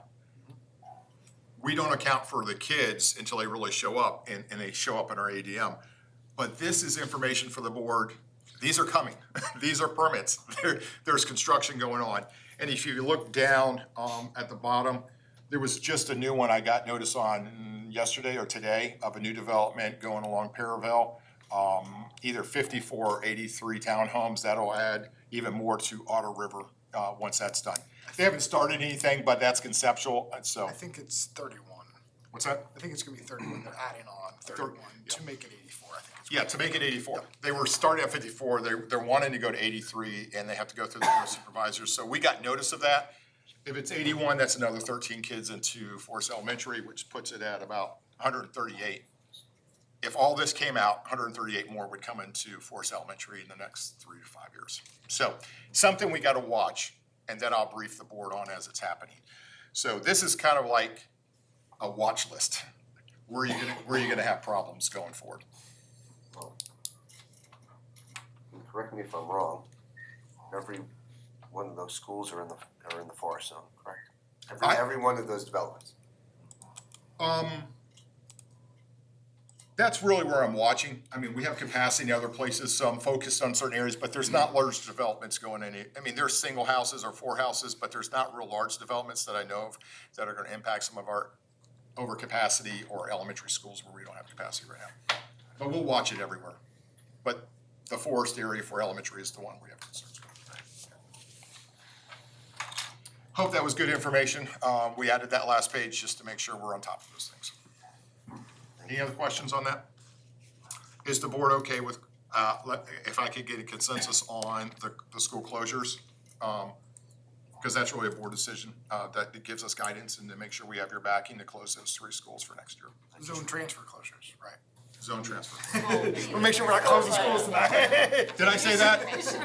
I'm sorry. I got so excited about it. Before we do that, Mr. Hagler, just repeat the 3 schools again for all the board members and public. Recommendation from staff is to close Forest Elementary, New London Academy, and Otter River. Two zone transfers. Zone transfers. Next year. All right. Mr. Corns. Yes. This is schools, yes, you did. Ms. Purvis. Yes, and Randy, if my email blows up, I'm gonna call you. You deal with the facts on the field. It's a yes, it's a yes for me, you know. So you have consensus. One more, no surprise. Budget update, Mr. Hagler. Yes, I was in Richmond earlier this week. The governor proposed his budget, and it's kind of interesting how Virginia goes. It's the next biennium budget's proposed by the outgoing governor. So it's just a unique circumstance that we have. High level here, I do have some cut sheets, but there's a lot of changes in Richmond, as you know. So I don't know where the governor's budget's gonna go with the General Assembly. I will say I heard a lot of careful rhetoric in Richmond that they said there's pressures in other areas. Based on what I was hearing, I don't know if there's gonna be a lot more coming to public education, to be honest with you. Medicaid is gonna take up a lot of the revenue. It's gonna take up $2.5 billion of the new revenue to take care of Medicaid. That's a lot of money, so it's not gonna leave much for everything else. So there are some things in in the proposal that I'll just mention a couple. There was a 2% salary increase for both the years of biennium, 27 and 28, in the governor's proposal. So it'd be 2% one year, 2% the next year. Also, the governor's budget did take the recommended VRS rates, which are lower because the investments have been better and they've been paying back the unfunded liability. So that's almost a 2% lower on the VRS rates. It saves the state money and it'll save us money on the expenditure side. It's not a revenue, but it'll be a cut on the expenditure when I produce that. So that's helpful. The executive staff have already been looking through staffing. We'll have to look at the details. We'll continue to monitor what's happening in Richmond and whether the House and the Senate, when they pick up the budgets, if they're gonna make major changes or it's pretty close to that. Just based upon what I heard, I'm not expecting anything huge coming out of Richmond other than what we got from the governor, but I may be wrong on that. So. Great, so wait and see. I'd like to present on a couple other things too. Did I have these? Okay. That's the governor's budget. But there's 2 other worksheets I think I have in there. One is the reversion projection and local composite index, if you could pull that up. This is a pretty complicated thing that I briefed the board on through the budget, but I think it's worthy of talking about now. That document's in there, right? Okay, good. Back almost 12, 13 years ago, Bedford City reverted to town status. With that, there was a funding mechanism for more money to come to the school system to assist in that reversion. They accomplished that by giving us the local composite index for Bedford City at the time of reversion, which was 0.31. Bedford County's actual local composite index is 0.4593. So if you think about that, when the state computes what they're gonna give us in the budget, they say, here's the total amount you need to run your school system. We're gonna give you 1 minus your local composite index. So basically, 46%, we should pay for, the state pays for the rest, which is not true because we have a lot more positions than the state has, but theoretically. When you look at that difference, that's gonna go away in 28, 29. And we've been putting money aside to build to that, so it's not a huge cliff fall. I'm estimating that difference at the time, based upon this year's budget, to be $10.3 million. That goes away from the state overnight. We're currently on target to set aside about 8.7 with our current plan. So got a couple years to deal with that. We'll see what happens. A lot of things impact that. The LCI composite impacts that, your membership impacts that, and the state budget impacts that. So there's a lot of things that go into calculating that number.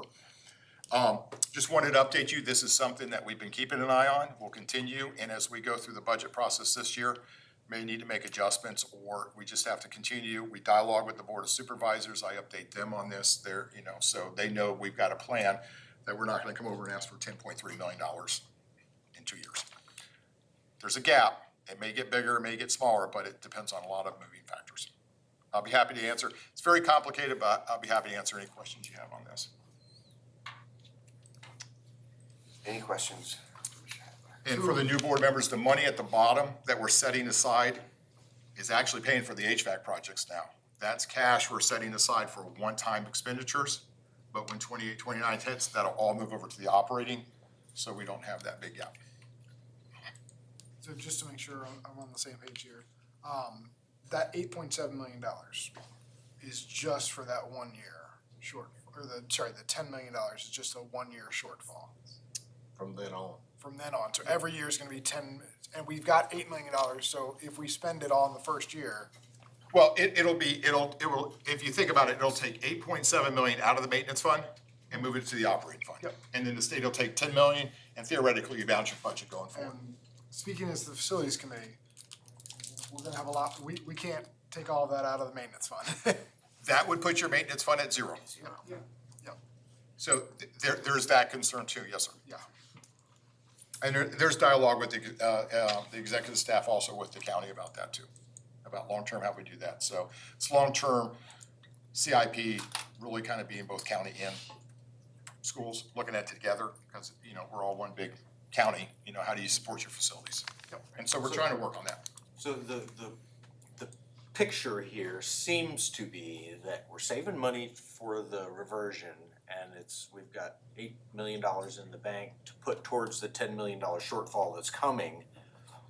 But that's really money that's budgeted yearly, not single. No, it'll be this is reoccurring funds that we're setting aside that will be reoccurring in the future. So, Every single year. yeah, It's money that's coming out of the regular budget and being put towards the reversion gradually. so to build up to that 8.7, each year we've been cutting 600,000 out of our operating, and the county's been putting 500,000 into that maintenance fund. That then will shift over to the operating fund and when reversion's over. Does that make sense? No, it does, it's just my issue is it leaves our maintenance fund at zero. Absolutely, that's a huge, And that's a huge as, issue. as a county with a lot of aging schools, that's gonna be a big issue. This sounds like another, also when we talked about schools and the transfers and what do we have to do and how's it looking with all these new developments. That sounds like something for a work session, and this sounds like something for a work session. So, It's it's budget very / complicated. long-term, It's- yeah. Yeah, it's complicated, it's big, and we're gonna have to throw a lot of things out there to see what do we think makes the most sense. And by putting money aside for that, into that reversion, you think about 600,000 being cut out of the budget each year, there's a lot of things that we have not been able to do. lo and behold, we're near last in salaries on teachers in the whole region. So it has drained and impacted our operating, and those things need to be dealt with. And it's big money. So I don't think it all could be dealt in 1 year, but a plan to go forward somehow, some way. So, Yes. So Randy, just so I'm understanding, you're saying that in 2028, we'll have a shortfall of $10 million. We've budgeted $8 million, but then the following year, we'll have another shortfall of $10 million? no. The 8 million would go to offset the 10 million, and that would be a permanent offset. It's reoccurring money. The over $8 million or whatever we put aside is reoccurring money already flown into the school system. It would just be shifted over to offset the 10. It wouldn't be another 8 million shortfall the following year. No, ma'am. Not an additional 8 million, but what she's saying. It wouldn't be something that continues. No, it just means that the maintenance reserve, we don't have anything. And so if you gotta fix something, you have $0 to fix it. Right now, we have money to fix it, but in 28, 29, Well, the 8 we million's will not not. maintenance fund. We can see if we can get a real good deal on some duct tape. I will say, going back to the recession in 2008, 9, 10, thereabouts, I mean, there were probably 4 or 5 years we did nothing in maintenance. We had no money. And everything got backlogged. And then you had to catch up. There was a lot of money that came through for COVID that helped, I'll be honest. We got a lot of HVAC done during the COVID, and we could use that. But do we wait for a national crisis every 10 to 15 years to get a whole bunch of With that influx of COVID money to fix our schools? I don't think. With that COVID money, everybody got money to do HVAC, and those prices doubled. Oh, yeah, they did. So, you didn't get as much money as you I don't believe in budgeting, waiting for a crisis. I think we should budget to properly take care of our equipment, and we're gonna have to deal with that. I think that is the biggest shortfall or area the board's gonna have to wrestle with, and we're gonna have to come with a long-term plan. I don't think it's gonna be a 1 year, but how do we get there within 4 or 5 or 6 years and move forward? So. And then the last sheet is, the executive staff looked through some things, and we kind of distinguished some things you have to do, and then there's some things that we really need to do. I will say there's no wish list on here, there's no want to do. These are the things we think we really need to do to be competitive and move our division forward. Some have-tos are listed there. So this is stuff for you to think about and give us feedback on as you're thinking about the budget. I don't know if I'll go over, I'm not gonna go over all these because, it'll get quite long, but we wanted to get this in the hands of the board members as the executive staff. These are things that we've identified of things that we need to do for our division. There are some things that we have to do to set money aside. So things for you to consider. You may disagree between a have to and a need. That's fine. You can move them back and forth. And I've given some estimates there. If there's other things that you see there, please let me know and I can do some calculations. And along the line of that maintenance fund, if you go to the last one, long-term funding for CIP, I got a question mark. Because we have not identified long-term funding for our buildings, and we need to do that. So please look over that list and give us some feedback, either to myself or Mr. Dupere, or engage one of the executives if it's in their area, and we'll be happy to run some numbers and do some calculations. Did we change the number of raise on that? Where's the raise even on? I don't think, for the state? Oh, you have, Just to say while he's talking, Oh, we started with a want list. you have it Need based on list, 3% because you were guessing. quickly took the So wants that's off. closer to the amount. And made it about the have-tos and the needs, because the have-tos, when you look at insurance or any of those other topics, we just don't have the ability to push this can down the road. We have to deal with what's in this column. So, you're the first ones that are seeing a value, a dollar value. Those are estimated dollar values that we think we have to address that with. So, these are all conversations that need to happen at this level and even at the next level, if you follow my drift. And so these are important topics, and we'll eventually get this to an executive conversation, executives, just so that they know what we're dealing with. Any questions, Mr. Hagler, on this? if the board chair, we could go down each one of those, but for time, I think, time for you guys to digest and just ask questions, I think would be appropriate. I think that's the best thing to do. All right. Go to 3.01, supplemental appropriations, and just to switch it up, we're gonna go to Mr. Randy Hagler. I'm almost there. These were the two supplemental appropriations I mentioned earlier, $164,000 for state security grant and $11,357 for teacher licensure grant. And that's for you for consideration. Bring it back next month for approval and then to the Board of Supervisors for final approval. Got it. Any questions on that? No, all good? All right, 3.02, end of year carryover reappropriation. Separate, different than a supplemental reappropriation, this is leftover money from last year. The biggest part of this is that all-in money I mentioned. So that's reappropriating that 1.6 million to the operating fund, we'll spend that down. The remaining balance, which would have been our true kind of ending balance without all that all-in money, 162,458.95. There's been, the Board of Supervisors usually lets us to reappropriate that one-time spending. So we typically request that that money go to our maintenance reserve fund to help pay for building-related items in our CIP. So the request is 1.6 going to the operating fund, 162 going to the maintenance reserve fund for capital expenditures, and that will be brought back to the next one too. All good? Ms. Purvis, anything? I know, I try to mute myself. You're all good. No, it's all good. We'll wait. You're good? Yeah, I'm good. Okay, Thank you. cool. All right, we don't have any additional, actually we do. So let's see. 7.01, organizational items from Mr. Dupere. 7.01 is registering the 4 individuals in our organizational structure. Deputy Superintendent title is Dr. Woodford. The clerk is Diana Johnson. The deputy clerk is Melissa Sexton. And the agent of the board is Randy Hagler. And so those need a They consensus, need a vote. official vote. All right, so we will need a motion to accept the recommendations from Mr. Dupere. So moved. I'm gonna go first by Mr. Hill. Second by Mr. Holbrook. Any discussion? Okay, all those in favor say aye. Aye. Any opposed? Nope. That is approved. That is good to go. All right, do I have a motion to go into closed session? Yes, Mr. Chairman. Oh, sorry.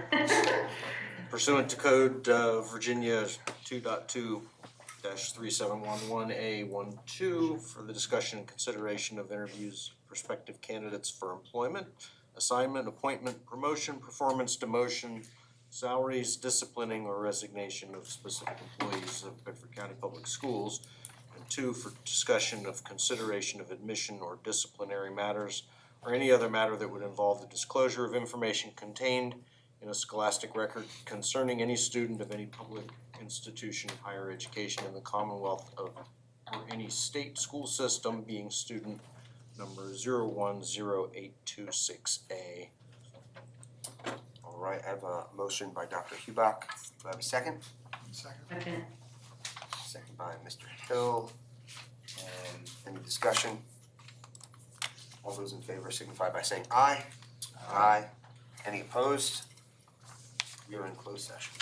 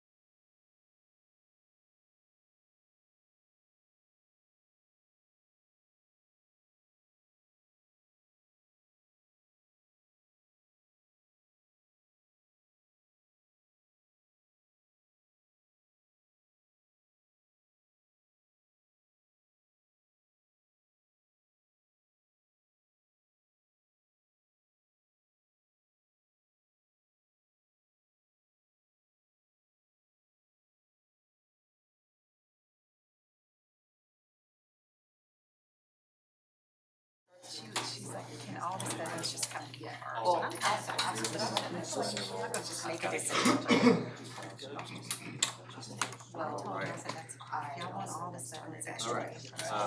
So it helps a lot. Let's see. So just say, Ms. Johnson, would you certify the closed session? Can you make a request a motion to come out of closed session? Oh, sorry.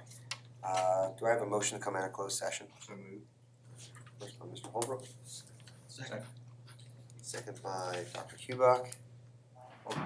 Any discussion? All those in favor signify by saying aye. Aye. Any opposed? Okay, Ms. Johnson, will you certify the meeting? Whereas the Bedford County School Board has convened a closed meeting on this date pursuant to an affirmative recorded vote and in accordance with the provisions of the Virginia Freedom of Information Act. And where section 2.2-3712D of the Code of Virginia requires a certification by this school board that such closed meeting was conducted in conformity with Virginia law. Now therefore be it resolved that the Bedford County School Board hereby certifies that, to the best of each member's knowledge, only public business matters lawfully exempted from open meeting requirements by Virginia law were discussed in the closed meeting to which the certification applies, and only such public business matters as were identified in the motion convening the closed meeting were heard, discussed, or considered. Yes. Yes. Yes. Yes. Yes. Yes. Ms. Purvis? Yes. Thank you. Yes. Thank you. All right, do I have a motion for action on the closed meeting items? Yes, Mr. Chairman, I'd like to make a motion regarding student number 010826A that we uphold the superintendent's recommendation. All right, so we have a motion by Dr. Hubach. Do we have a second? Second. Second by Mr. Carnes. Any discussion? All those in favor signify by saying aye. Aye. Aye. Any opposed? All right. There you go. Item 9, approval of the consent agenda. Do I have a motion to approve the consent agenda? So So moved. moved. All right, we have a motion by Mr. Hill, Second. second by Mr. Holbrook. Any discussion? All those in favor signify by saying aye. Aye. Any opposed? Consent agenda is approved. Matters from the board. 10.1 BCPS assignments to community boards for 2026. So, I guess, Mr. Prepare. I think it's yours, Is but it mine? I'll take it. Okay, yeah. I think what we have to determine is which boards are open and which one their assignments are staying the same. So, I wanna make sure that we've got the right openings marked. So, at this particular point, when you go down those, they're all open right now. they're all open Because, because it's a new year. right. Okay, I thought that we were talking, school year as opposed to fiscal year. Then you need to take volunteers for those. Okay, And it so can be the same people. It can be the They're it same can be the same people. All right, so we have, according to this, there are 1, 2, 3, 4, 5, correct? So the first one is the SEAC, the Special Education Advisory Committee. Each committee meets monthly and needs one board member. Committee is made up of parents, former parents, community members, and representatives from the Special Education Department. They work to try to make schools and parents understand special education, best practices, needs, and improvements needed. This was previously held by Marcus Hill. All right, thank you very much, Mr. Dobson. So Jill Dobson will take that. Laurel Board, 4 times a year, composed of special education directors and superintendents.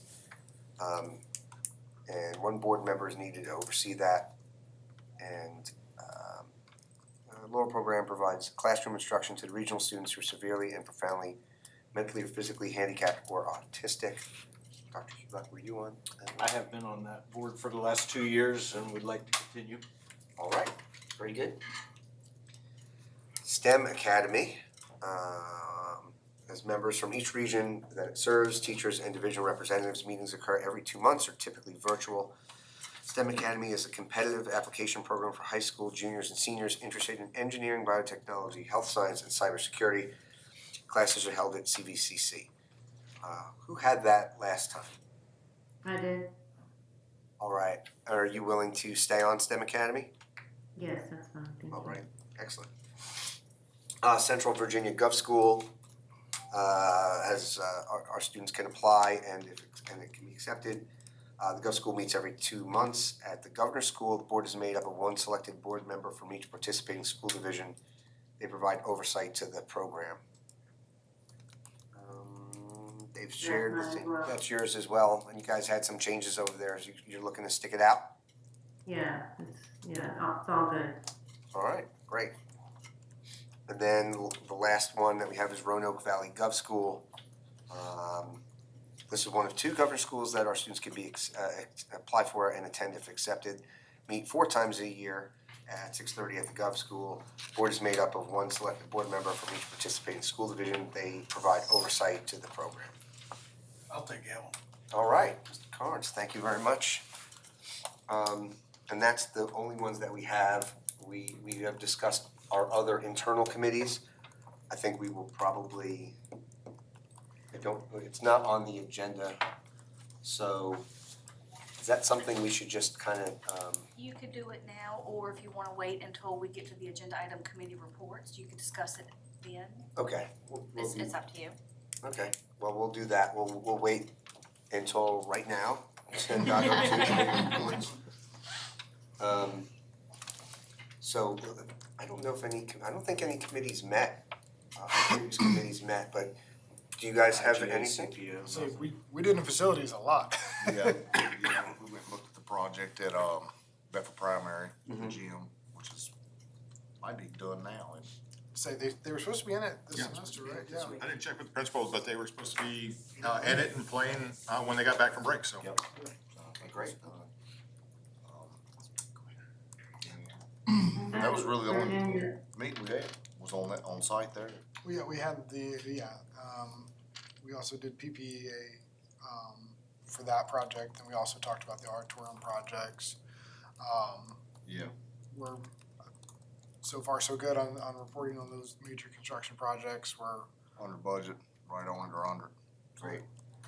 A lot of hard work. You guys are doing a good job. on schedule. That's also an important one too. As of right now, a lot of things can change. Yep. Winter weather can mess up a lot of things. But as of right now, everything seems to be on schedule. Kind of working through the, once they've got that project completed, hopefully they can focus also more on just wrapping up those auditoriums by the fall. Okay, great. Dr. Hubach? CPO and IGA, neither one have met. Okay. Did you have anything, Ms. Purvis? Gov School has, a new director, and he is now, advertising for a new position to take his, some of the math classes that the previous director was also teaching. So that is on our website under, our HR section for new jobs. So it's also on, several other counties' websites for that position. Okay. All right, well, thank you so much. Okay, we will move then to comments and concerns from school board members. Mr. Carnes, we'll start with you. I don't have any concern. Oh, I'm sorry. Do you Oh, I did want to do committees. Before those comments, we'll do our committee. So, we have the Intergovernmental Affairs Committee, right? We have CPO. We have the Budget and Finance. And we had Facilities. We have PPEA, but it's sort of an offshoot, right? Yeah, we still got open projects right now, so we should try to keep that running, but it's gonna start winding down in the next year. I think a good suggestion could be, is that all of them? That's all of them? I think a good suggestion would be, if you were on a committee and would like to stay on the committee, it's probably good to have that contiguous thing and just kind of stay on there. Yeah. And then we'll just deal with some of the open positions. Does that sound okay? Yeah. Okay. but I will be off of committees.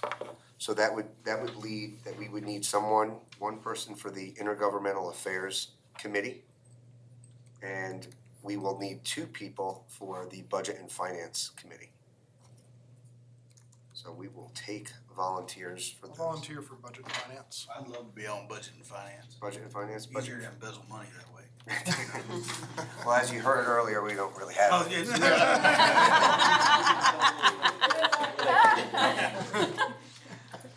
All right, so that sounds great. Thank you so much. Ms. Dobson, do you think that you'd be able? Yeah, all right. And then we have our second IGA.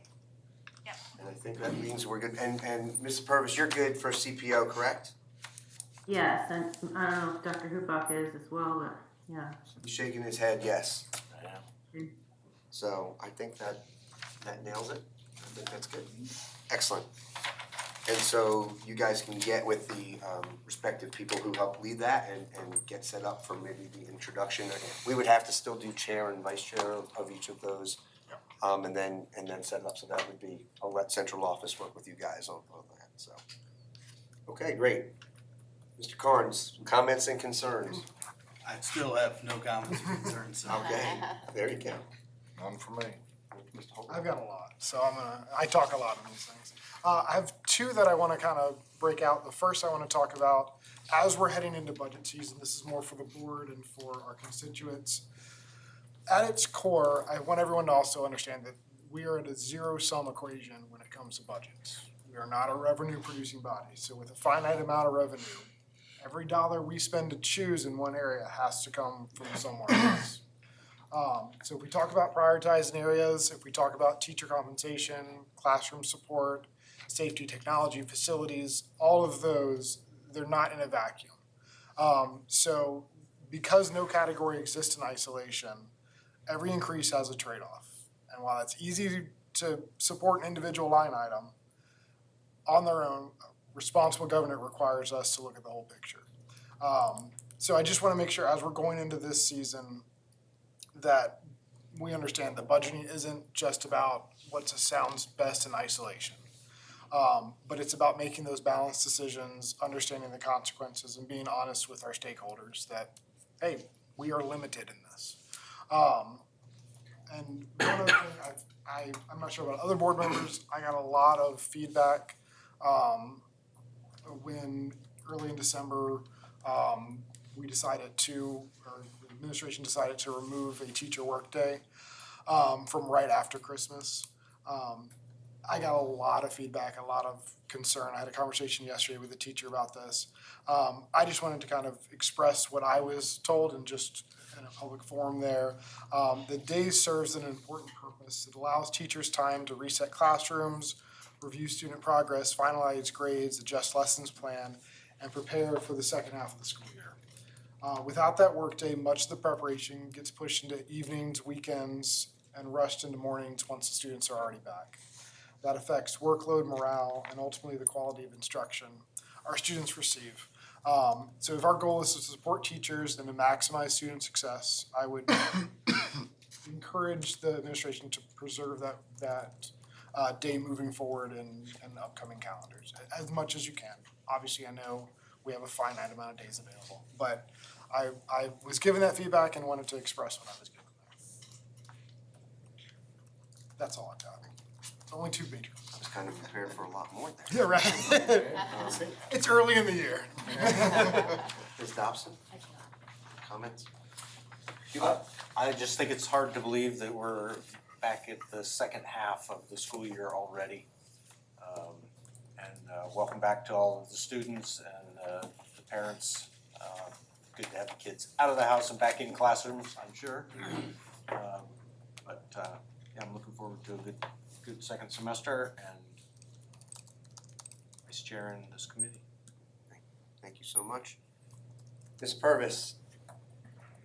I wanna personally thank Ms. Dobson because I'm now not the only woman on the board, which is awesome. Thank you for running and for being part of our board. I also want to just reiterate what I had said before about doing a forensic audit. I'd like to, maybe have that discussion at one of the next work sessions to talk about that as we get more information from other boards that have been doing it already. So, that's the main thing I wanted to express. Okay, thank you for that. And then it's up to me. So first I want to say thank you to the board for electing me as chair. You know, I seriously have taken every, position that I've been here seriously.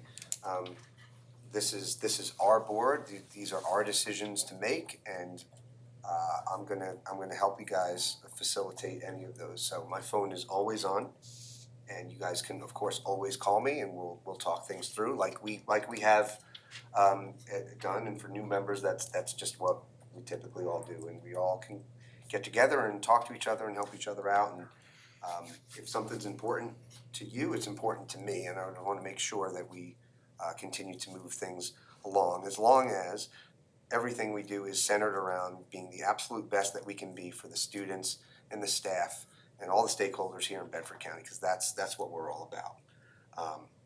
But thank you, I appreciate your support.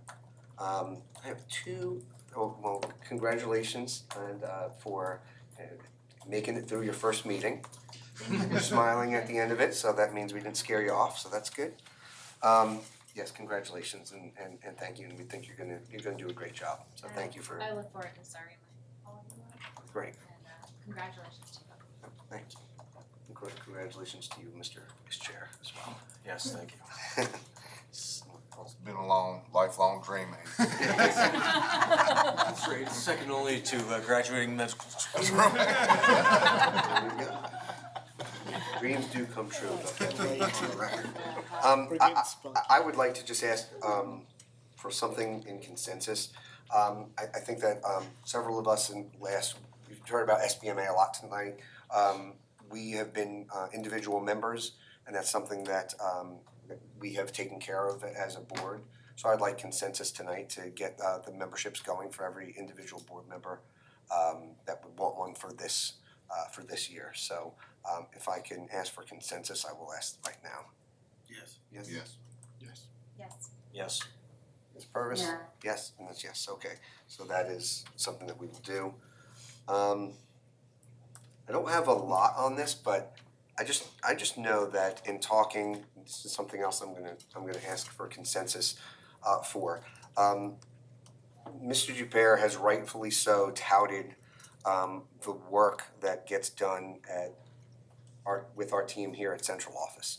And that they're thinking that he goes to other conferences with other superintendents, and he's hearing from other divisions, and I think the exact quote were, "We are light years ahead of many other divisions."